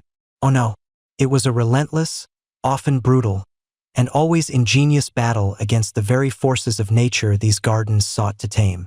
Imagine, if you will, the medieval gardener, perhaps a humble peasant, perhaps a dedicated monastic brother, or a skilled estate worker, waking with the sun, stretching, and then, with a sigh that could only come from experience, beginning their daily inspection. They weren't just checking for new blooms or ripening fruit. They were on high alert, scanning for invaders, listening for the telltale rustle of destruction, and sniffing for the first hint of decay. Their garden, their precious, painstakingly cultivated haven, was under constant siege. First, there were the pests. Oh, the pests! You might think your modern-day aphids or slugs are a nuisance, but imagine facing them without the benefit of a garden center's entire aisle dedicated to pest control. You'd be dealing with hordes of hungry caterpillars, their munching jaws audible on a quiet morning, turning tender leaves into lace doilies overnight. Snails and slugs, those slimy, nocturnal ninjas, would emerge from the damp earth, leaving trails of destruction and devouring seedlings with alarming efficiency. Then came the larger, furrier, or feathered fiends. Rabbits, ever so cute in a storybook, were the bane of many a medieval plot, nibbling their way through entire rows of young vegetables. Deer, elegant and graceful, were less charming when they decided your newly planted fruit trees were a delightful snack. And birds, while often welcomed for their song, were notorious for feasting on ripening berries and grains. The medieval gardener's approach to these unwelcome guests was, shall we say, hands-on. You'd be out there, meticulously picking off caterpillars by hand, or perhaps setting out shallow dishes of beer to drown the slugs. An early form of organic pest control, if a rather sticky end for the gastropods. Fences and walls, like those defining the Hortus Conclusus, weren't just for privacy or symbolism. They were crucial defensive perimeters against larger animals. Scarecrows, often crude but sometimes surprisingly elaborate, were a common sight, flapping their tattered sleeves in a vain attempt to deter feathered marauders. Some gardeners even employed companion planting, though perhaps not with a scientific understanding of biochemistry. They'd observed that marigolds seemed to deter certain insects, or that garlic planted near roses helped keep aphids at bay. It was all empirical knowledge, passed down through generations, a constant cycle of trial and error. One might even joke that a medieval gardener's most prized possession was a very, very patient cat, or perhaps a particularly grumpy goose with a territorial streak. But the visible invaders were only half the battle. Far more insidious were the invisible enemies, plant diseases. You wouldn't see them coming until it was often too late. Fungal blights would suddenly appear, turning vibrant leaves into mottled, sickly patches. Mildew would coat plants in a ghostly white film, choking off their life. Root rot, caused by poor drainage or excessive moisture, would stealthily kill plants from below, leaving them wilting and dying without apparent cause. The medieval understanding of plant pathology was, understandably, rudimentary. They didn't have microscopes to identify specific pathogens or chemical sprays to combat them. Instead, they relied on keen observation and preventative measures. They learned the importance of good air circulation, spacing plants adequately to prevent dampness and stagnation. They practiced rudimentary forms of crop rotation, realizing that planting the same crop in the same spot year after year often led to a decline in health. If a plant showed signs of disease, it was often quickly removed and destroyed to prevent the spread, a desperate but necessary measure to protect the rest of the garden. Historians still debate the extent to which medieval gardeners understood plant pathology versus simply observing patterns and applying empirical solutions. Was it scientific observation, or simply, this plant looks sad, maybe it's contagious, better burn it? And then there was the weather, the ultimate, unpredictable, and often devastating force. You could plan, you could toil, you could pray, but you couldn't control the sky. Droughts would parch the earth, turning lush green into brittle brown, shriveling crops and leaving fountains dry. Medieval Europe, particularly in the later centuries, experienced periods of significant climate fluctuation, including the onset of the Little Ice Age, which brought shorter growing seasons, colder winters, and more unpredictable weather patterns. This mainstream historical fact meant that gardeners faced an increasingly difficult struggle against nature's caprices. Conversely, torrential rains could lead to devastating floods, waterlogging roots, washing away precious topsoil, and promoting fungal diseases. Sudden, unseasonable frosts could wipe out an entire season's delicate seedlings overnight, turning the promise of a bountiful harvest into a frozen, bitter disappointment. High winds could flatten entire beds, snap branches, and uproot young trees. The medieval gardener's ingenuity in the face of these meteorological onslaughts was truly remarkable. Water management, as we discussed previously, wasn't just about beauty. It was about survival. Sophisticated irrigation channels, often fed by streams or wells, were vital during dry spells, delivering precious water directly to thirsty plants. Drainage ditches were equally important, preventing waterlogging during periods of heavy rain. To protect against frost, gardeners would often cover delicate plants with straw, rushes, or even rudimentary cloches made of woven baskets or clay bells, an early form of miniature greenhouse, offering a thin but vital layer of insulation. They chose hardy, resilient plant varieties known to withstand the local climate, understanding that a plant native to the region was far more likely to thrive than an exotic import. You might say that trying to predict medieval weather was harder than finding a quiet corner in a castle on feast day. It was a constant gamble. The challenges were immense, the tools rudimentary, and the scientific understanding limited. Yet medieval gardens flourished. They were a testament to human resilience, observation, and an unyielding connection to the land. The gardeners, often unheralded, were keen naturalists. Their knowledge accumulated through generations of trial and error, passed down from elder to apprentice. They understood the rhythms of the seasons, the nuances of the soil, and the subtle signs of plant distress. They knew that a healthy garden required constant vigilance, tireless labor, and an acceptance that some battles would be lost. Their relationship with nature was one of both reverence and constant struggle, a dance between cultivation and defense. They weren't just planting seeds. They were weaving a tapestry of life, constantly mending it against the fraying threads of nature's relentless challenges.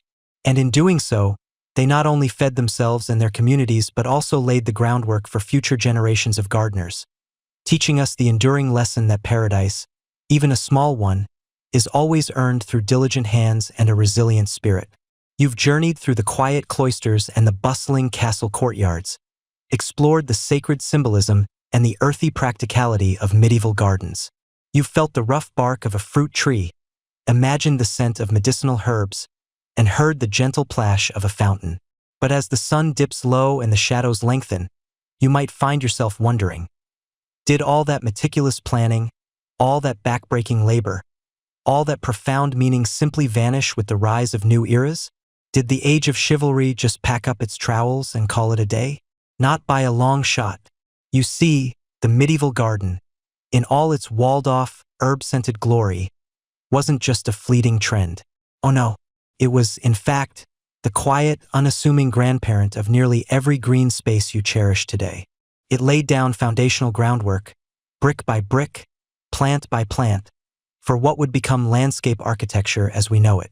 Think of it like this: if modern landscape design is a dazzling, multi-story skyscraper, the medieval garden was the sturdy, well-laid foundation stone, often hidden from view, but absolutely essential for everything that came after. You're probably picturing the grand, symmetrical gardens of the Renaissance now, perhaps the sprawling geometric wonders of Versailles, or the manicured elegance of an English country estate. And you'd be right to connect them. But where do you think those precise geometries, those elegant parterres, those elaborate water features truly began their journey?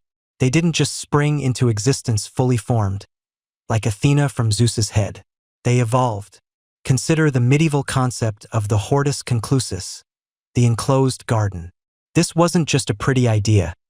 It was a practical necessity for security, and a deeply symbolic representation of paradise.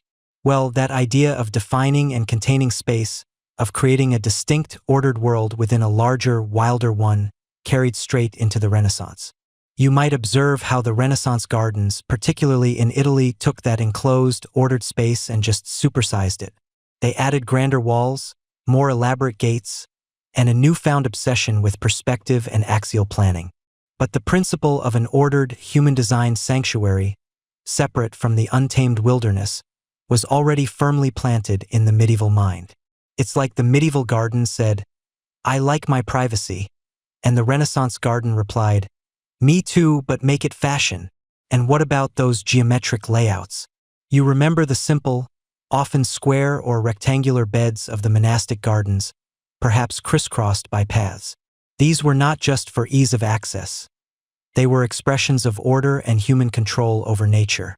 Fast forward a few centuries, and you see these simple patterns explode into the intricate, symmetrical designs known as parterres, those flat, ornamental garden beds filled with low-growing plants, gravel, and sometimes colored earth, often arranged in knot-like patterns. This mainstream historical fact highlights how the formal Renaissance garden, with its geometric parterres and elaborate water features, directly evolved from the medieval concept of ordered, enclosed spaces, pushing the boundaries of symmetry and perspective that were first explored in monastic and noble gardens. The medieval gardeners started with a simple grid, and the Renaissance folks just decided to turn it into a giant, living embroidery project. Then there's the water. Oh, the water! In medieval gardens, water was life. It was for irrigation, for washing, for drinking, and yes, for a bit of beauty with a simple fountain or rill. It was about practical sustenance and a gentle, soothing sound. In the Renaissance, that practical necessity transformed into an artistic spectacle. Think of the incredible hydraulic engineering at places like the Villa d'Este, where water dances, creates grottos, and powers elaborate automata. But the understanding of how to channel, store, and manipulate water for both utility and aesthetic delight, that knowledge was refined and passed down from the medieval period, where monks and castle engineers had already mastered basic irrigation and fountain systems. They just didn't have the budget for a water organ. Bless their simple hearts. You also find the enduring legacy in the very purpose of garden spaces. Medieval gardens were multifunctional. They were apothecaries, larders, places of quiet contemplation, and social hubs. This holistic approach to green space, where beauty and utility intertwine, is still incredibly relevant today. Your local community garden, where you might grow tomatoes next to a patch of sunflowers, is a direct descendant of the medieval kitchen garden and pleasure garden rolled into one. Even the concept of a secret garden, that hidden, walled-off sanctuary for personal reflection or romantic assignations, has its roots firmly in the medieval hortus conclusus. It's an idea that continues to captivate us, sparking dreams of hidden gates and forgotten keys. And let's not forget the humble, yet essential, peasant plots.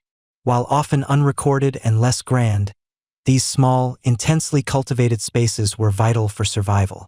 Scholars continue to debate the extent to which peasant gardens, often unrecorded, shared design principles with their aristocratic counterparts, or if they were purely utilitarian, reflecting a more organic, necessity-driven approach.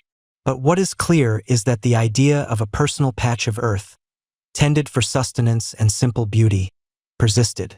This concept, of course, resurfaces in the allotments and victory gardens of more recent history, and in the grow-your-own movements gaining popularity today. Imagine trying to explain no-dig gardening to a medieval monk. They'd probably think you were trying to get out of actual work. Bless their calloused hands. Even the specific plants themselves carry a legacy. The roses, lilies, and violets so beloved in medieval illuminated manuscripts continue to grace our gardens, often carrying echoes of their ancient symbolism, even if we don't consciously recognize it. The herb garden, once a vital pharmacy, is still a staple for many home cooks and natural remedy enthusiasts. The very act of cultivating a small plot of land for food and medicine connects you directly to the medieval experience. You know, there's a quirky tidbit about medieval garden design, the flowery meadow, Pratum floridum, a feature often depicted in illuminated manuscripts, wasn't just a wild field. It was a carefully cultivated space, often seeded with specific wildflowers and herbs, designed for leisurely strolling and contemplation, a precursor to the more manicured lawns and wildflower areas we see today.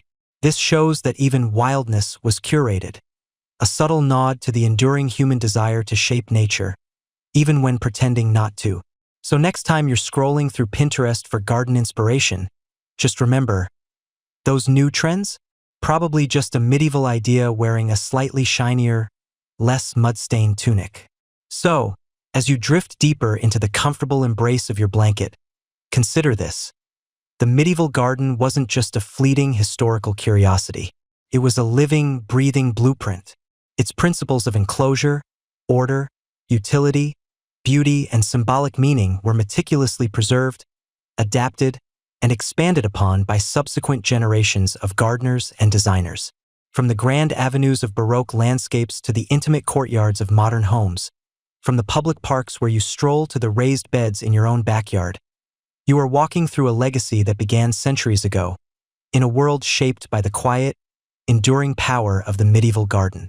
And if you think your HOA is strict about lawn maintenance, try impressing a medieval lord with a patchy herb bed. You'd be lucky if you weren't reassigned to mucking out the stables. Talk about high-stakes gardening. The very act of creating a defined, cultivated space, whether for food, beauty, or solace, is a direct echo of those forgotten hands that shaped paradise, one carefully placed stone and one tenderly planted seedling at a time. You drift now, gently, through the very last garden gate, and as you step across the threshold, you realize something profound. You haven't left the medieval world behind at all. Instead, you've brought its essence with you, right into your own modern green spaces. The echoes of those ancient, carefully cultivated enclosures ripple through the centuries, shaping not just our landscapes, but our very understanding of nature itself. Think about it. That quiet corner in your local park, the one with the bench nestled under a weeping willow, inviting contemplation, doesn't it feel a little like a modern-day hortus conclusus? You're seeking that same sense of sanctuary, that gentle escape from the clamor of the world, just as a medieval noble or monk might have done. We still crave that walled-off peace, even if our walls are now metaphorical, built of trees and quiet moments rather than stone. You might not realize it, but many of the plants you choose for your own garden or admire in a botanical display are direct descendants of those medieval staples. That fragrant lavender, so calming and beautiful, was a workhorse in medieval monastic gardens, used for medicine, scent, and even pest control. Your rosemary, with its piney scent, was a symbol of remembrance and a culinary delight then, just as it is now. And roses? Well, they've been the undisputed queen of the garden for millennia, their beauty and symbolism transcending time. It's almost as if medieval gardeners set the trends, and we're still just following their very good taste. Though, let's be honest, they probably didn't have to deal with quite so many deer. Or, the existential dread of picking a weed and wondering if it's actually a rare, expensive herb you just accidentally murdered. The very concept of a garden as a place of deliberate design, a canvas for human intention, was profoundly shaped by the medieval era. Before then, nature was often seen as something wild, something to be tamed, perhaps even feared. But within those medieval walls, you saw the birth of the idea that nature could be ordered, beautiful, and serve multiple purposes. This wasn't just about throwing seeds on the ground and hoping for the best. It was about thoughtful planning, about creating a miniature paradise on earth. And that foundational principle that a garden is a deliberate act of creation, not just a patch of dirt, is a legacy we carry forward. Consider your local community garden, or even the burgeoning urban farming movement. Where do you think that impulse comes from? It's not just a trendy hobby. It's a deep-seated echo of the medieval necessity for self-sufficiency. Those common peasant plots, humble as they were the backbone of survival, providing sustenance directly from the earth. Today, while we might not need to grow every single carrot to survive, the joy, the connection, the sheer satisfaction of pulling a fresh tomato from the vine, that's a direct link to the medieval experience. It reminds us of a time when the food on your plate was literally the fruit of your own hands, or at least your neighbor's. You could say that the farm-to-table movement really started about 1,000 years ago, only back then it was more like farm-to-table before you starve movement. Even the way we appreciate the sensory delights of a garden owes a debt to medieval aesthetics. They didn't just plant for utility. They planted for beauty, for scent, for the gentle rustle of leaves. They understood the calming power of a trickling fountain, the visual feast of vibrant colors, the sweet perfume of blooming flowers.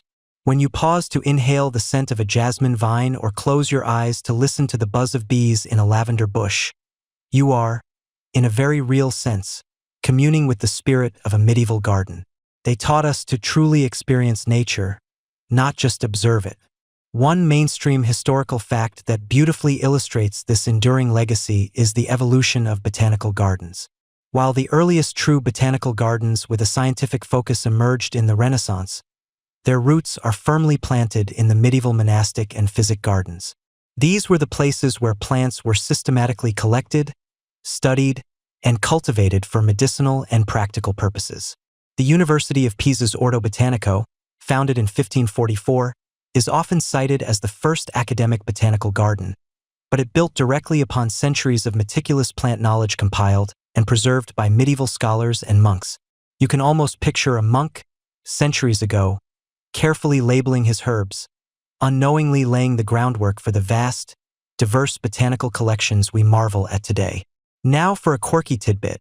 Did you know that medieval gardeners sometimes used living fences made of woven willow or hazel branches, a technique known as pleaching or hedge laying, not just for practical boundaries but also for ornamental purposes? These living structures could be incredibly intricate, forming natural arbors or even tunnels. You might see modern landscape architects experimenting with similar techniques today, creating green architecture that feels both ancient and cutting edge. It's like they're saying, hey, what if we tried that old medieval trick, but with, slightly better pruning shears and maybe fewer actual sheep trying to eat the fence? And, of course, there's the scholarly debate. Historians still argue whether the primary purpose of medieval gardens, especially the grander noble ones, leaned more towards practical utility, providing food, medicine, and defense, or towards symbolic and aesthetic pleasure. Was the Hortus Conclusus primarily a source of fresh vegetables and herbs, or was it a profound spiritual allegory, a representation of paradise? The truth, as is often the case, probably lies somewhere in the middle, a beautiful blend of both. But the very existence of this debate highlights how deeply intertwined the practical and the poetic were in the medieval mind when it came to their green spaces. The resilience required to maintain a medieval garden, the constant battle against pests, disease, and the whims of weather, also offers a subtle lesson for us today. When you find yourself battling aphids on your roses or trying to coax a finicky plant through a cold snap, you're experiencing a tiny fraction of the challenges medieval gardeners face daily, but without the benefit of modern pesticides or reliable weather forecasts. Their ingenuity, their deep understanding of the land, and their sheer perseverance are qualities that still inspire us when we try to grow something beautiful or bountiful from the earth. Ultimately, the enduring influence of medieval gardens lies in their timeless appeal to fundamental human needs. The need for sustenance, for beauty, for peace, and for a connection to the natural world. They were microcosms of life, reflecting the sacred and the mundane, the practical and the profound. They taught us how to bring order to chaos, how to find paradise in a small, enclosed space, and how to draw spiritual meaning from the simplest of plants. So, the next time you walk through a park, or tend to a pot of herbs on your windowsill, or simply marvel at a blooming flower, remember the quiet, dedicated hands that shaped the gardens of the Middle Ages. Their legacy is not just in the plants we grow or the designs we admire, but in the very way we feel about nature as a source of life, beauty, and profound spiritual solace. Their spirit lives on, whispering through the leaves of every green space we cherish today. As the last tendrils of our journey through medieval gardens gently unfurl, you can almost feel the soft, cool earth beneath your feet, the gentle breeze carrying the scent of herbs and blossoms. The stories of those ancient green spaces, once so vibrant and full of life, now settle softly around you, like a comfortable blanket woven from centuries of quiet growth and patient cultivation. Picture the moonbeams, pale and silver, tracing the outlines of a sleeping rose, its petals folded in slumber.